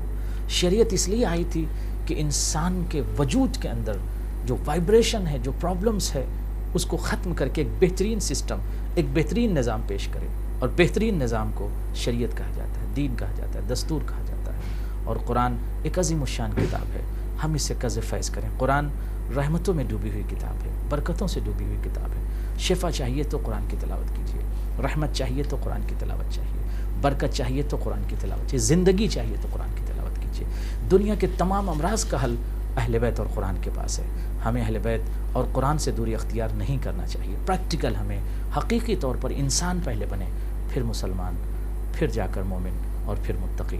جب اس سبل کمال تک ہم گزرتے ہوئے سبل کمال سے آگے بڑھیں گے اور جبل شرف پر ہمارا وجود پہنچے گا، تو اس وقت ہمیں اس بات کا احساس ہوگا کہ یقینی طور پر انسان کو اللہ نے اشرف مخلوقات قرار دیا ہے، اور پریکٹیکل انسان اشرف مخلوقات ہے۔ کس بنیاد پر؟ اپنے ایکٹیویٹی اور اپنے ڈیڈ اور اپنے عمل کی بنیاد پر۔ لیکن جب انسان اپنے کردار سے گرتا ہے، انسان جب گرتا ہے، اس کے اپنے اعمال و اس کے افعال کی بنیاد جب برے اعمال اور برا کریکٹر اور کردار ہوتا ہے، تو انسان حیوان سے بدتر ہو جاتا ہے۔ لہٰذا ضرورت اس بات کی کہ ہم بیدار ہو کر کمال رمضان سے اور نور رمضان سے قز فیض کریں۔ ہم چلتے ہیں حجت الاسلام والمسلمین مولانا محمد حسن معروفی صاحب قبلہ کی خدمت میں کہ آغا وقت ہمارے پاس ابھی تھوڑا ہے۔ میں آپ کی خدمت میں یہ جاننا چاہتا ہوں کہ جو ویورز جو اس وقت دیکھ رہے ہیں وہ یہ جاننا چاہتے ہیں کہ ہم کس طریقے سے اس نورانی سلسلے کو اپنے وجود میں جاری رکھیں، اور کس طرح سے ہم پریکٹیکل طور پر قوت حاصل کریں اس دین سے، اس مذہب سے، اس ریلیجن سے، اس دستور زندگی سے ہم کس طرح سے قذف فیض کریں اور ہمارے اندر قوت پیدا ہو اور ہم ایک دوسرے سے محبت کریں اور بہترین معاشرہ ہم ڈیولپ کر سکیں۔ بسم اللہ الرحمن الرحیم۔ ایک مسلمان بہرحال اس بات کو جانتا ہے کہ جس نبی کریم نے اسلام ہم تک پہنچایا ہے، پائے تکمیل تک پہنچایا ہے، انہیں نے جاتے ہوئے یہ بات کہی کہ انی تارکم فیکم الثقلین، اور یہ عہد و پیمان بھی کیا ہے کہ ما ان تمسکتم بہما لن تضلوا بعدی۔ جزاکم اللہ۔ ہم گفتگو یہی کر رہے ہیں نا کہ بھائی بے راہ نہ ہو۔ نبی کریم نے دو چیزوں سے وابستگی کے لیے ضمانت لی ہے کہ پھر تم بے راہ نہیں ہو سکتے ہو، قطعاً بے راہ نہیں ہو سکتے ہو۔ اور یہ دونوں چیزیں میں جو چھوڑ کے جا رہا ہوں ایک دوسرے سے جدا نہیں ہوں گے، الگ نہیں ہوں گے، حتیٰ یردا علی الحوض، کہ وہ ساتھ ساتھ رہیں گے یہاں تک کہ قیامت کے دن آ جائے گا اور حوض کوثر پر دونوں ایک ساتھ وارد ہوں گے۔ علاج موجود ہے، اس کمال تک پہنچنے کے، اس پر بقا کے لیے بے شک اپنا امتحان خالی یاد میں کریں کہ میں اپنے کو کتنا وابستہ پاتا ہوں قرآن سے، میں اپنے کو کتنا وابستہ پاتا ہوں اہل بیت سے۔ اگر اپنی وابستگی کا وہ امتحان لیتا رہے تو الگ الگ دوسروں کو درس دینے کی ضرورت نہیں ہے، خود انسان اپنے کو پائے گا کہ میں ناکام جا رہا ہوں یا کامیاب جا رہا ہوں۔ تو اس کامیابی کے لیے ان دونوں چیزوں سے وابستگی، چونکہ موقع اور محل رمضان اور عید ہے، تو میں یوں ہی آج پڑھ بھی رہا تھا تو ماہ رمضان کے بالکل آخری دن کے آخری لمحات کے لیے ایک ذکر موجود ہے اور دعا کی شکل میں ہے کہ چونکہ انسان معمولاً ماہ رمضان میں قرآن پڑھتا ہے، وہ آخری دن ہے تو کوشش بھی کرتا ہے کہ وہ قرآن ختم کر لے، تو ختم قرآن کی دعا بھی ہے، اور اگر صحیفہ سجادیہ میں دیکھیں تو اس میں دعا نمبر 42 ہے 42 کہ اس میں انسان کہ اب اگر قرآن ختم کیا تو پڑھنا چاہیے ہے، اس کو پڑھے خاص طور سے۔ اور اس کے علاوہ اگر نسبتاً طویل ہے، اگر چھوٹی دعا پڑھنا چاہیں تو یہ مفاتیح میں موجود ہے، اور اس کے کلمات اس طریقے سے ہیں کہ اللہم اشرح بالقرآن صدری، ماشاءاللہ، پروردگارہ میرے دل کو کشادہ کر اس قرآن کے ذریعے، قرآن کے وسیلے، قرآن سے، یعنی شرح صدر پیدا ہوتا ہے انسان کا قرآن کے ذریعے سے۔ وابستہ اگر ہو جائے، اگر وابستگی رکھے گا تو شرح صدر پیدا ہوگا۔ ابھی اس سے پہلے جو گفتگو کر رہے تھے کہ کیوں ایک دوسرے کو کاٹے پیٹے چلے جا رہے ہیں، شرح صدر نہیں ہے، شرح صدر نہیں ہے۔ ہو سکتا ہے کہ قرآن کے الفاظ ان کی زبان پہ ہوں، وہ تو ماضی میں بھی خوارج دیکھے گئے ہیں، تلاوت قرآن سے جن کے ہونٹ سوکھے رہتے تھے، مگر لفظیں الفاظ اور لفظیں جو ہیں نکلتے تھے قرآن کے، وہ اندر کی طرف کے معنویت اس کی طرف نہیں جا رہے، تو اس سے کسب فیض نہیں کر پا رہے تھے، وہ نہیں کیا انہی نے۔ اس لیے جو بولتا ہوا قرآن اسی کے مقابلے میں کھڑے ہو گئے ہیں۔ انسان اپنی وابستگی قرآن سے دیکھے کہ وہ کتنا وابستہ ہے۔ میں اس سلسلے میں خالی ایک جملہ کہوں، چونکہ میں پڑھ رہا تھا تو مجھے میرے سامنے معصوم کی ایک حدیث گزری۔ معصوم نے فرمایا کہ اگر کوئی یوں بھی آدمی کہیں تنہا قرآن پڑھ رہا ہے اور جہاں پڑھ رہا وہاں دوسرے لوگ بھی ہیں، تو صحیح کرے، کوشش کرے کہ اس قرآن کو الفاظ سے، یعنی اس کو آواز سے پڑھے، آواز سے پڑھے۔ لفظوں کے اثرات ہوتے ہیں اور اس سے کوئی انکار نہیں کر سکتا ہے کہ لفظوں کے اثرات ہوتے ہیں۔ اور چوتھے امام نے رسالۃ الحقوق میں کان کو راستہ بتایا ہے، اچھی بات کا قلب تک پہنچنے کا راستہ بتایا ہے کہ جی اگر اس راستے سے قلب تک بات جائے۔ اگر ہم زبان اردو بول رہے ہیں، اردو میں بہت سارے الفاظ انسان کو خوش کر دیتے ہیں، انسان کو ناخوش کر دیتے ہیں، انسان کو بیمار پڑا دیتے ہیں، انسان کو بیماری سے نجات بھی دیتے ہیں۔ لفظیں اگر ایک باشرف انسان کے لیے کوئی بہت ہی سطح سے گرے ہوئے الفاظ کا استعمال کر دیا جائے، وہ آدمی بیمار ہو جاتا ہے کہ اس کے لیے استعمال کے لفظوں کے اثر برداشت نہیں ہوتی ہے، کسی کو غصے میں لے آتا ہے۔ جی الفاظ کے اثرات ہوتے ہیں۔ امام نے کہا کہ آواز سے پڑھو، گھر میں جو دوسرے تلاوت میں مصروف نہیں، تمہاری زبان سے نکلے ہوئے قرآن کے الفاظ اس کے کانوں تک جائے، شاید وہاں اثر کر جائے۔ کبھی ایسا ہوتا ہے کہ خود پڑھنے والا خالی پڑھ رہا ہے، کسی نیت پر ممکن اس پر اثر انداز نہ ہو، لیکن کسی دوسرے پر اثر انداز ہو جائے اور شرح صدر پیدا ہو جائے، یقیناً لہٰذا آواز سے پڑھنا۔ تو اس میں اگر شرح صدر پیدا ہو جائے گا تو اس میں پہلا جملہ کہ پروردگارہ قرآن کے ذریعے میرے سینے کو میں کشادگی پیدا کر، وَاسْتَعْمِلْ بِالْقُرْآنِ بَدَنِي۔ اب جب شرح صدر پیدا ہوگا اور قرآن نے اثر کیا تو بدن کے جتنے اعضاء اور جوارے ہیں وہ قرآن کی آواز کے مطابق عمل میں لگ جائیں گے۔ پروردگار اگر عمل نہیں ہے تو قرآن کے مطابق اسی لیے کہتا ہے، اور ہے یہ روایت کہ رب قارئ القرآن یقرأ القرآن رب یقرؤون القرآن والقرآن یعلنہم۔ نہ جانے کتنے ایسے قاریان قرآن ہیں جو قرآن پڑھتے ہیں مگر یہ کہ قرآن پر لعنت کرتا ہے۔ مطلب کیا ہوا کہ یعنی قرآن پڑھ رہا ہے، وہ اسے چوم رہا ہے وہ اپنے گلے سے لگائے ہوئے ہے، مگر جو پڑھ رہا ہے اس پر عمل نہیں کر رہا، اس کا بدن، اس کا جسم کے اعضاء اور جوارح جو ہیں اس کے مطابق عمل نہیں کر رہے ہیں، قرآن سے دور نہیں ہے۔ کسی عالم میں بڑا اچھا جو ہے لفظوں کی تکرار ہے، جی وائبریشن ہے زبان اپنے آپ کو پر، دھوکہ دے رہے ہیں۔ جی جی اپنے وجود کو دھوکہ دے رہا اسی لیے کسی عالم کا میرا نہیں ہے، میں صاحب کہتا ہوں میرا نہیں، کسی عالم کا اچھا جملہ تھا کہ بھائی خالی اللہ کو نہ مانو اللہ کی مانو، خالی امام کو نہ مانو امام کی مانو، خالی رسول کو نہ مانو رسول کی مانو، خالی قرآن کو نہ مانو قرآن کی مانو۔ اگر آدمی قرآن کو گلے سے لگائے مگر اس کی کسی بات پر عمل نہیں کر رہا ہے تو یقیناً وہ آیت اس پر لعنت کرے گی۔ اور اسی کے ساتھ ساتھ تیسرا جملہ ہے وَنَوِّرْ بِالْقُرْآنِ بَصَرِي، پروردگارے میری آنکھ کی روشنی اور زیادہ منور فرما اس قرآن سے۔ یقیناً اسی لیے حکم ہے کہ کسی کو اگر قرآن یاد بھی ہو، حفظ بھی کیے ہوئے ہو، تب بھی اس کو چاہیے قرآن کھول کر کے سامنے رکھ کر کے ان کے الفاظ کو دیکھ کر کے پڑھے۔ اس قرآن کے دیکھنے کے اثرات اس پہ آنکھ پر، اس کی بصارت پر مثبت اثر انداز ہوتے ہیں، مثبت اثر ڈالتے ہیں، بصارت پر بھی اور بصیرت پر۔ یقیناً جب بصارت پر ہوتے ہوتے دھیرے دھیرے انشاءاللہ بصیرت تک بھی اس کی بات پہنچتی ہے۔ اور چوتھی اس میں دعا ہے کہ فرمایا کہ وَطْلِقْ بِالْقُرْآنِ لسانی، اور پروردگارہ اسی قرآن سے میری زبان کو کھول دے، اس کی لگی ہوئی گرہوں کو کھول دے۔ ممکن ہے آدمی قرآن کے پیغام کو پہنچانے لگے، خود عمل کرے، عملاً اگر دیکھا جائے تو معصوم کے قول ہے کہ تم اپنے عمل کے ذریعے سے مبلغ بنو، تم کو چاہیے کہ عمل کے ذریعے سے تبلیغ کرو۔ زبان سے تبلیغ کرنا کم اثر انداز ہوتا ہے، عمل سے تبلیغ کرنا زیادہ اثر انداز ہوتا ہے۔ تو جب اس میں باتیں تھیں اپنے کمال تک پہنچنے کے لیے اور اس چیز کو باقی رکھنے کے، نور رمضان کو باقی رکھنے کے لیے ضرورت ہے کہ انسان اپنے کو جانچے، اپنے کو پرکھتا رہے۔ ہم معمولاً دوسروں پر نگاہ کرتے ہیں، دوسروں کے دامن کے دھبے دکھائی دے جاتے ہیں اور آدمی مسکرا دیتا ہے، کاش کہ کبھی اپنی طرف ہی مڑ کر کے دیکھے اور اپنے دھبے کو صاف کرتا جائے۔ انسان، ہر آدمی اگر اپنے داغ دھبے کو صاف کرتا جائے گا تو سارے سفید دکھائی دیں گے، بے داغ دکھائی دیں گے، لیکن اگر دوسرے کے داغ دھبے کو دیکھ کے ہنسے گا تو داغ اور بڑھتے ہی چلے جائیں گے۔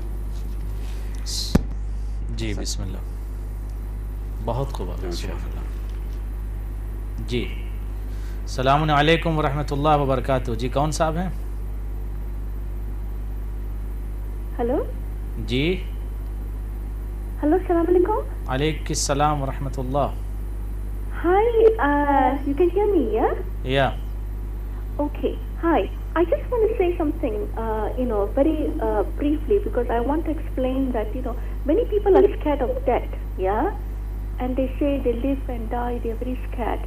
But I want to say that, positive, negative, yes, everything can be there. Positive, negative, pass exam, get a medal, certificate, all can be there.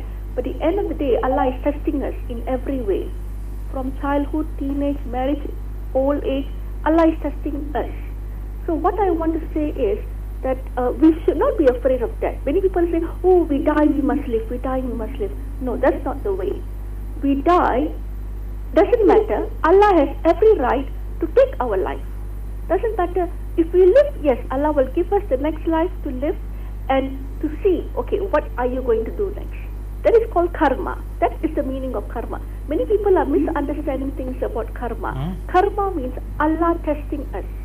You die, you live, what is your next Okay, karma can you going tell to me be? please the So abbreviation of many your people question? don't understand this. Yeah, And I must say, with the Prophet of Allah, Yeah. I must say that with his blessing, that I got this chance to say this, because it's something very hard. People talking about positive, negative. Positive, negative is nothing to do with it. Yeah, It's can to you do can with can you how tell us what is your can question, live please? your life. And if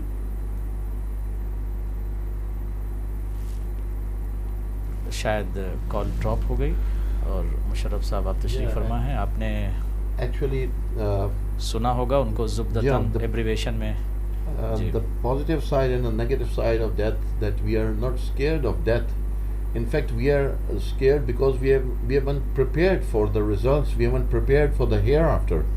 we are not prepared. What we have been sent to do in this world, we have not been able to do that. So that's why we are scared. And in life, the positive and negative, both of them, you can call it a positive or negative, you can call it the side of blessings of Allah and the evil thoughts and visions. We need to get rid of them whatsoever, and the whole program was about the same, how to get rid of negative traits in our actions, in our behavior, in our attitude, in our decision making, in our dealing with our friends and foes. All that is the part, and no doubt, as the sister was saying, we need to concentrate on these things, and the positive side must be enhanced and boosted before the angel of death comes onto us. And that means angel of death is nothing to be scared of. Angel of death means that we have passed this stage and the time has ended to do good deeds and train ourselves and elevate our soul, elevate our body, elevate our thoughts and visions, so that we can achieve something higher status for our soul for the next world, inshallah. تو جس طرح ہماری بہن کہہ رہی تھی کہ ہماری قرب اور ہمارے نیکیوں کی طرف جانے کا راستہ اچھائی، اور اسے موت سے کوئی نہیں گھبراتا ہے، ان باتوں سے کوئی نہیں گھبراتا. گھبراتا انسان اپنے عمل سے ہے کہ جب انسان نے اپنے عمل کے ذریعے because of deeds, the people they are afraid because of their deeds and actions. They are not ready for the results. If they don't have good actions and good deeds, they will be afraid. They are not ready for the result. They are not ready. They are not Somebody ready. who haven't prepared for the exam, they will be ready and they will be happy for the result, you know. And they will be much happy. But Why? those who are prepared, they would like it. They won't mind anything. They say, oh, I'm ready. They want to go soon because they are ready. They have done everything, and they have good activities and actions and deeds. Then they will be happy to go there. But the people, those they have, for example, good not good actions and deeds, they are very afraid. Jazakumullah. جی آپ اس حوالے سے جو آپ اس سے پہلے گفتگو فرما رہے تھے کہ جی اصل یہی ہے کہ عید جو ہے اس کو عام طور پہ رسمی طور پہ رسم کے لحاظ سے اگر ہم دیکھیں عید کو، عید ایسی چیز بن گئی ہے کہ ہم نے ایک پیریڈ گزارا، 30 دن کے ہم نے گزارنا تھا، ہم نے روزے رکھنے تھے اور یہ ہم نے گزار دیا. پھر ابھی مثال کے طور پہ عید غدیر آئے گی، پھر محرم آئے گا، اس کے بعد اور مہینے ایک کے بعد عید میلاد النبی آئے گی، اور یہ ہر مہینے میں ہم نے کچھ ایکشنز ہیں وہ انجام دینے ہیں. اور جس طریقے سے مثال کے طور پہ ہم لوگ کرسمس منا لیتے ہیں، کبھی ہم ایسٹر منا لیتے ہیں، کبھی اور چیزیں منا لیتے ہیں، یہ اس قسم کے تہوار ہیں جن کو ہم منا رہے ہیں. ایسی بات نہیں ہے، ایسی حقیقت نہیں ہے، یہ انٹر لنکڈ ہے. ماہ رجب میں دیکھیں عبادتوں کی طرف کتنی توجہ دلائی گئی ہے. وہ روایات جو کہتی ہیں این رجبیون، رجبی کہاں ہیں؟ رجب کے مہینے میں روزے رکھنے والے. روزے جو واجبات فرض ہیں وہ ماہ مبارک رمضان میں، لیکن رجب کے روزوں کی اپنی افادیت ہے. ماہ شعبان میں ولادت ائمہ اطہار علیہ السلام کی، حضرت عباس علمدار کی، حضرت امام حسین علیہ السلام کی یہ ولادتیں ہمیں، اور رجب کے مہینے میں یہ ہمیں اس کے اور قریب لے کے آ رہی ہیں، ہمیں تیار کر رہی ہیں. یہاں پہ تیاری ہو رہی ہے ماہ مبارک رمضان کی، اور پھر یہاں سے نکلتے ہیں تو غدیر کے لیے تیار ہو رہے ہیں ہم.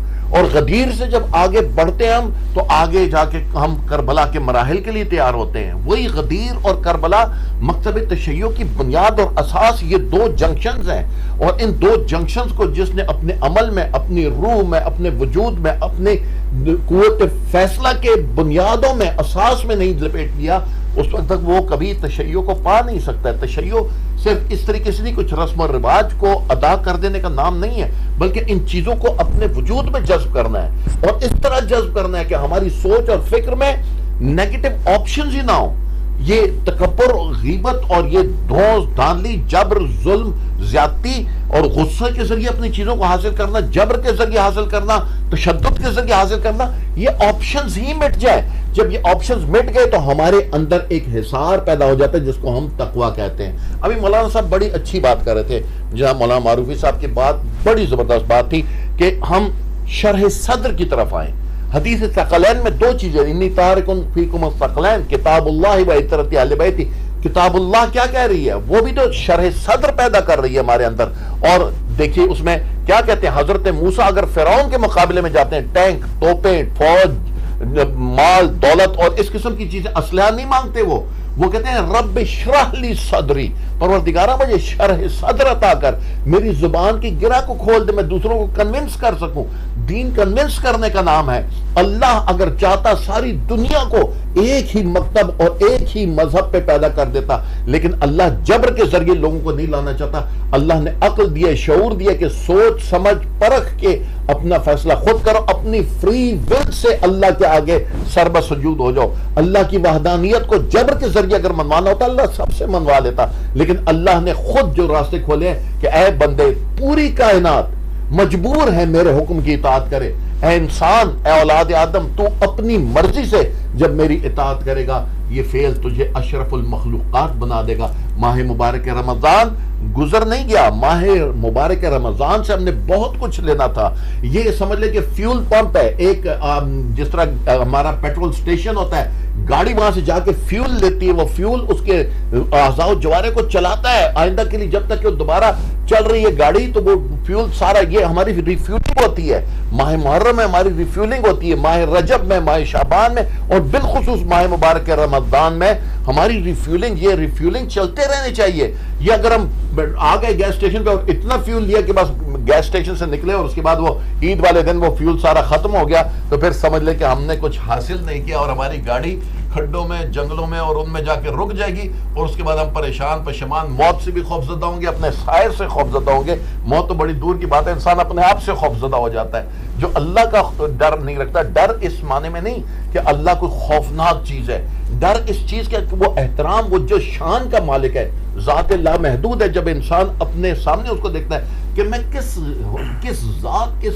ہستی کی حکم کے خلاف ورزی کر رہا ہوں، تو یہ چیز انسان کے اندر، جس طرح والدین کئی مرتبہ ہمیں کوئی سختی نہیں کر رہے ہوتے، لیکن جب کوئی غلط کام ہم سے سرزد ہوتا ہے تو پھر ہم گھبرا رہے ہوتے ہیں۔ اللہ نے ہمیں چند لمحوں کے لیے اس دنیا میں بھیجا ہے، اس دنیا کا ایک دن اس دنیا کے 50,000 سال کے برابر ہے۔ تو یہ جو ہماری 50-60 سال کی زندگی، میں کہتا رہتا ہوں کہ تقریباً 3-3.5-4 منٹ بنتے ہیں، تو یہ 4 منٹ کے لیے اگر اللہ نے دیا، ہم بچے کو بھیجتے ہیں کہ بیٹا یہ 5 پاؤنڈ لو، جا کے شاپ سے بریڈ لے آنا، انڈے لے آنا اور دودھ لے آنا، اور بچہ جاتا ہے گھوم پھر کے، لیٹ بھی آتا ہے، پیسے بھی پھینک آتا ہے، ضائع کر آتا ہے، ادھر ادھر کی سویٹس وغیرہ، چاکلیٹس کھا کے، آئس کریمیں کھا کے فارغ ہو جاتا ہے۔ جب واپس آتا ہے تو دل میں ندامت بھی ہوتی ہے اور ایک ڈر بھی ہوتا ہے، حالانکہ گھر والے کچھ نہیں کہیں گے، لیکن ایسے بچے کے حوالے انسان دوسرے کاروبار کا کنٹرول اس کے ہاتھ میں نہیں دے گا۔ جو ان چند لمحوں میں اللہ کے احکامات کی پابندی نہ کر سکا، اللہ کیسے اس کو بہشت کا کنٹرول اس کے ہاتھ میں دے؟ تو خوفزدہ ہونے کی بات تو ہمارے اپنے عمل کی وجہ سے ہے، نہ کہ اللہ کی وجہ سے۔ جی کالر ہیں۔ السلام علیکم ورحمۃ اللہ۔ جی السلام علیکم، میں نے بس چھوٹا سا مسئلہ پوچھنا تھا۔ جی بسم اللہ۔ جی سب سے پہلے آپ سب لوگوں کو عید مبارک۔ آواز ذرا اونچی۔ آپ کو بھی عید مبارک ہو، خدا سلامت رکھے، خیر و برکت نازل کرے انشاءاللہ۔ آغا سستانی کا مقلد ہوں، تو ہماری کل ہے، تو بس یہ پوچھنا تھا کہ آج میں نے روزہ رکھا، مجھے پتہ لگا یہ غلط ہے، تو کیا یہ صحیح بات ہے؟ جی جزاکم اللہ۔ بس یہی پوچھنا تھا۔ احسنت برادر عزیز، جی احسنتم جزاکم اللہ۔ زبدتاً آپ کی خدمت میں عرض کر دوں کہ جو جس مرجع کا مقلد ہے وہ ان کو فالو کرے، ان کے مسئلے کو فالو کرے اور انشاءاللہ خیر ہے۔ جو المرجع الدینی سیستانی حفظہ اللہ کے فالوورز ہیں، ان کے مقلد ہیں، وہ ان کو فالو کریں، اس میں انشاءاللہ کوئی مسئلہ نہیں ہے اور کوئی گھبرانے اور پریشان ہونے کی ضرورت نہیں انشاءاللہ۔ جی آغا، تو آپ سے گفتگو ہو رہی تھی کہ ہم رمضان کے اس مقدس مہینے میں اپنے وجود کے اندر ریفیولنگ یہ کرتے ہیں اور تقوی الہی اختیار کرتے ہیں۔ آج سب سے بڑا مسئلہ آغا یہ ہے کہ ہمارے پاس عظیم شخصیت مولانا معروفی صاحب تشریف فرما ہے، بہت ہی اویئر ہیں، صاحب خبرہ اور تجارب ہیں۔ جو حالات ہیں اس وقت آغا کمیونٹی کے اور معاشرے کے اور ہمارے مناطق کے، وہ اس طرح کے عجیب ہوتے چلے جا رہے ہیں کہ پرائیڈ اور غرور کی بنیاد پر ہم ایک دوسرے سے ملتے نہیں ہیں، صلۃ الرحمی کا سلسلہ ختم ہوتا جا رہا ہے، لوگ ایک دوسرے سے ملتے نہیں، اور اگر ملتے بھی ہیں تو طرز زندگی عجیب ہے کہ کوئی کسی سے ملنے کی خواہش نہیں کرتا۔ سامعین، ناظرین، حاضرین، میں آپ کی خدمت میں قول مولا متقیان علی بن ابی طالب نقل کرنا چاہتا ہوں۔ ہم معاشرے میں کیسے جئیں، کس طرح سے ہماری پریکٹیکل لائف ہو، ہم کس طریقے سے رہیں۔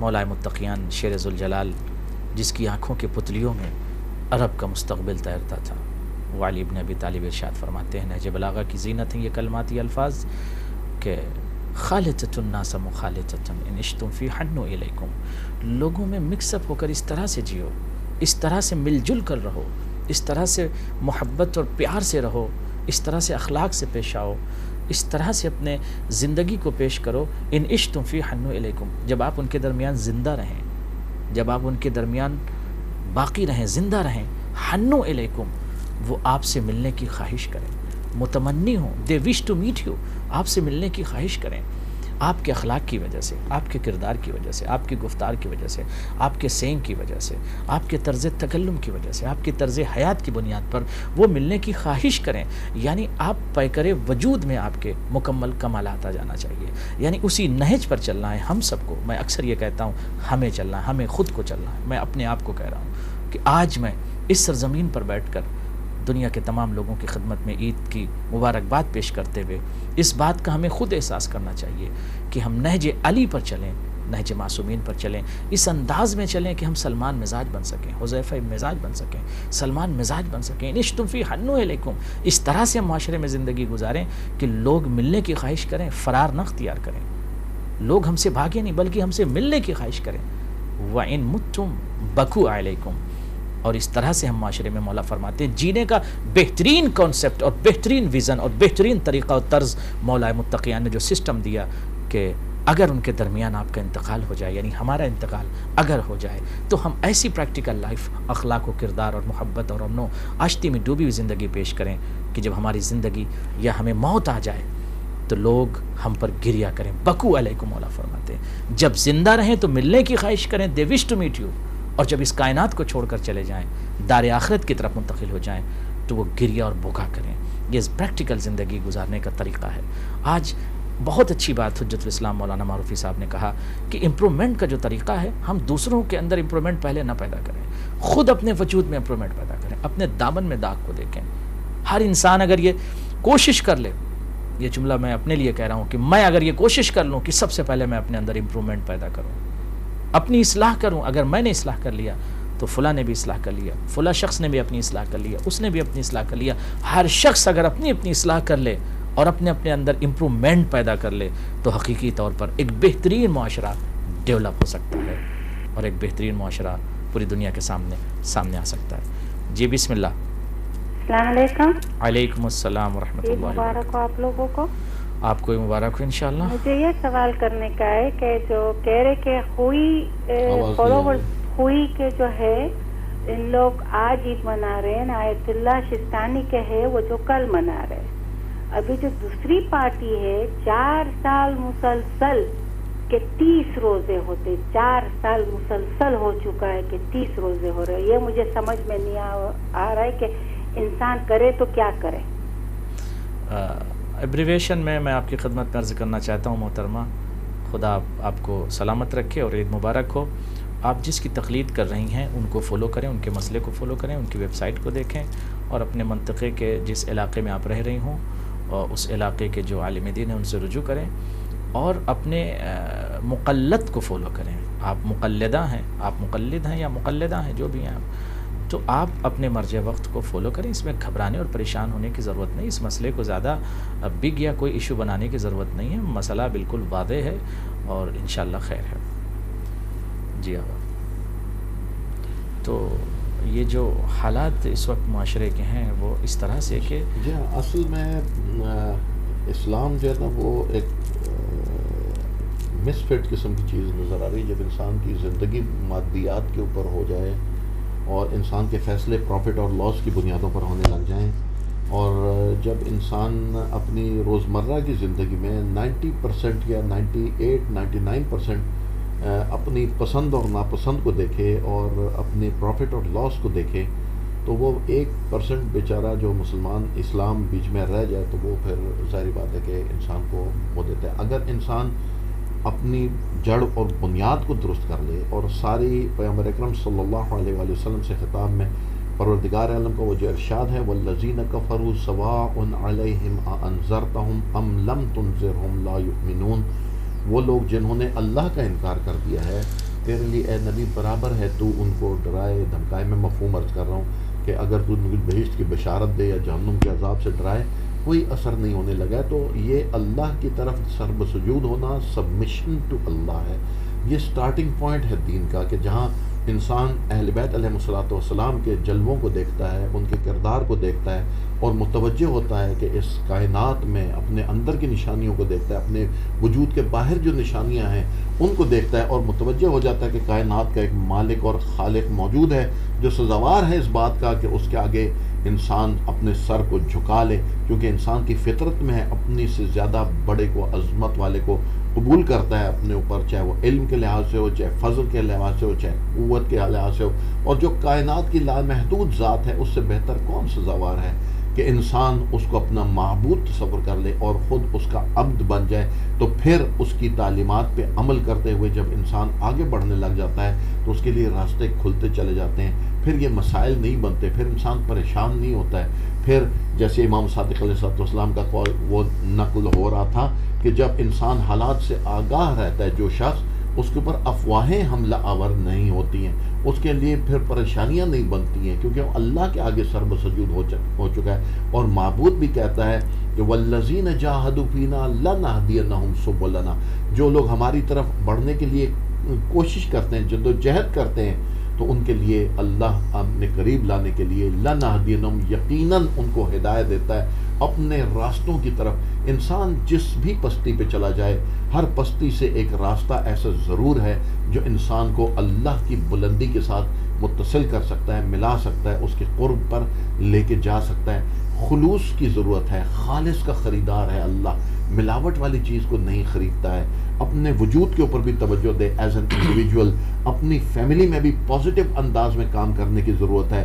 جن لوگوں کو ناراض کیا ہے حقوق العباد کی طرف بھی توجہ دے، کون کس کو میں نے ناراض کیا ہے، کس کا میں نے حق مار لیا. اگر حق مار لیا ہے تو مجھے اس کا حق پہلے لوٹانا ہے، پھر اس کو راضی بعد میں کرنا ہے. یہ نہیں کہ مجبور کر کے اس کو راضی کر دیا، اور یا میں نے دھونس دھاندلی سے اگر کسی پہ قبضہ کر لیا. پیغمبر اکرم صلی اللہ علیہ وآلہ وسلم کا ایک فرمان ہمیں ملتا ہے، فرماتے میری امت کے بدترین لوگ وہ ہوں گے جن کے شر کی وجہ سے لوگ ان کا احترام کریں گے.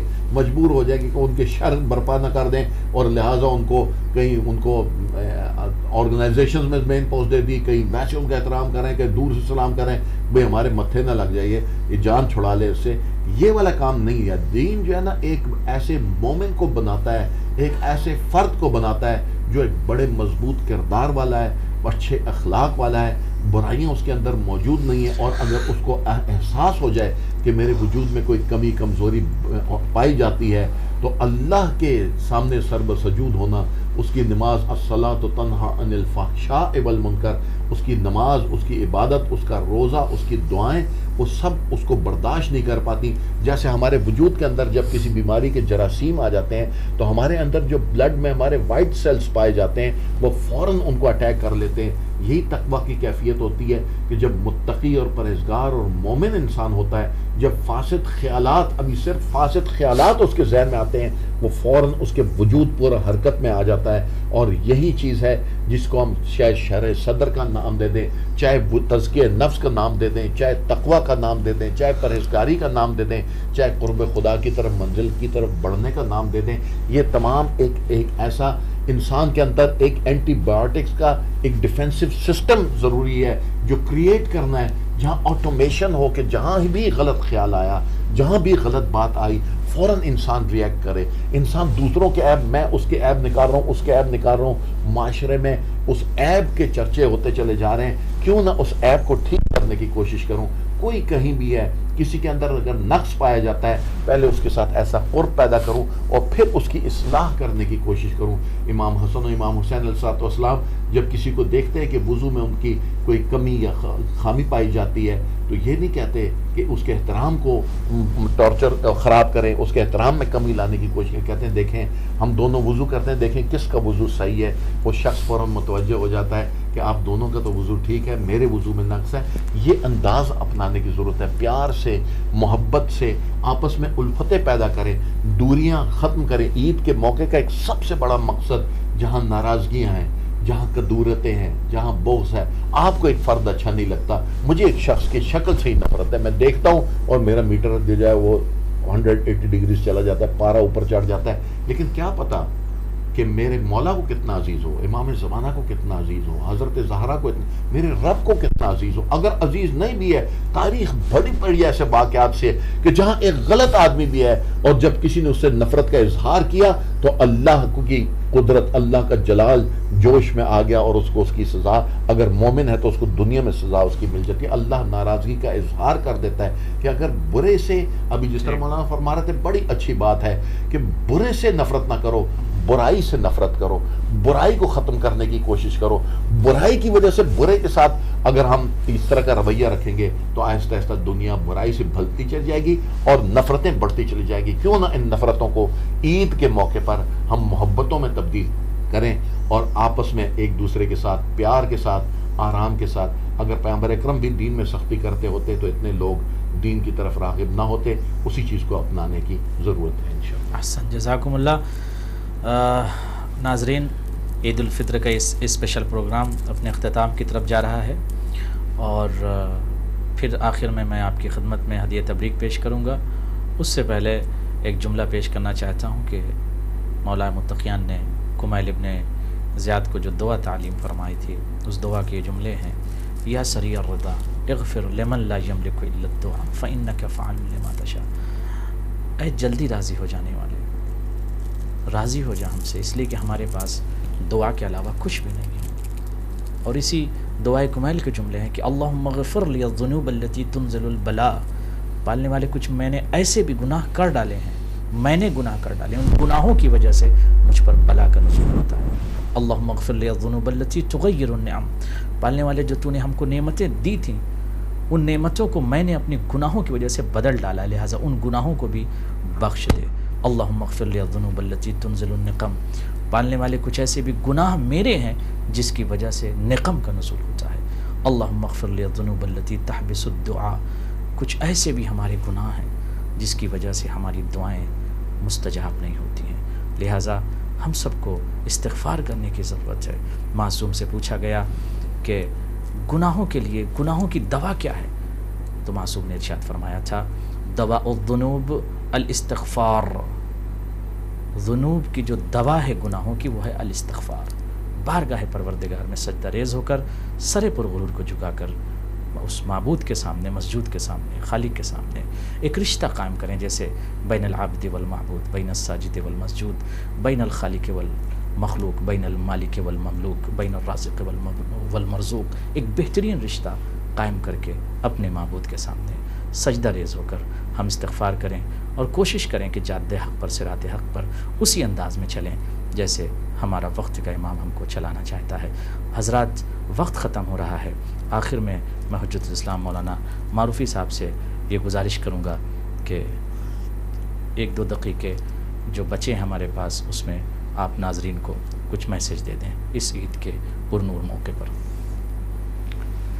انشاءاللہ میں سمجھتا ہوں کہ جتنی گفتگو ہوئی ہے، اتنی دیر تک معمولاً کوئی ٹی وی پہ بیٹھا ہوا دیکھتا تو نہیں رہتا ہے کہ اس کا نتیجہ نکالے. دنیا بہت ہی دوڑتی بھاگتی جگہ کا نام ہے اور وہاں آدمی واقعاً اتنی دیر تک توجہ کرے اور نتیجہ نکالے. برداشت ختم کر دی. جی، اور ابھی تک جو ہے شاید مختصر لفظوں میں کوئی مختصر سی بات کہنا جو ہے وہی کفایت کرتے ہے. ختم ہو چکا ہے. میں بھی اتنی کے لیے اتنے بات کہنی پڑی، صرف اتنا ہی کہوں گا کہ انسان اپنے رب سے مربوط ہو جائے، اپنے مالک سے مربوط ہو جائے اور اپنا امتحان لیتا رہے اور اپنے اندر پائی جانے والی قوتوں میں عقل کو غالب رکھے، خواہش کو مغلوب رکھے. انسان کامیاب ہوتا جائے گا. پروردگار عالم ہم سب کو ان باتوں کی توفیق عنایت فرمائے انشاءاللہ. حضرات، آج کے اس اسپیشل پروگرام کا وقت ختم ہو رہا ہے. ہم اہل بیت ٹی وی کی جانب سے سب کے شکر گزار ہیں. مولانا حجت اسلام مولانا محمد حسن معروفی صاحب جنہوں نے اپنا قیمتی وقت دیا، مولانا مشرف حسینی صاحب جنہوں نے بہترین الفاظ اور بہترین بیانات سے آپ کو، آپ کی سماعتوں کو منور کیا. آخر میں دوبارہ ہم آپ کی خدمت میں ہدیہ تبریک مسلسل پیش کر رہے ہیں، لیکن اس جملے کے ساتھ کہ ہم پریکٹیکل اہل بیت کے چاہنے والے بنیں. خدا ہم سب کو جادہ اہل بیت پر چلنے کی توفیق اور قوت اور طاقت اور ہمت اور شہامت و بصالت عنایت فرمائے. فقط والسلام ورحمۃ اللہ وبرکاتہ.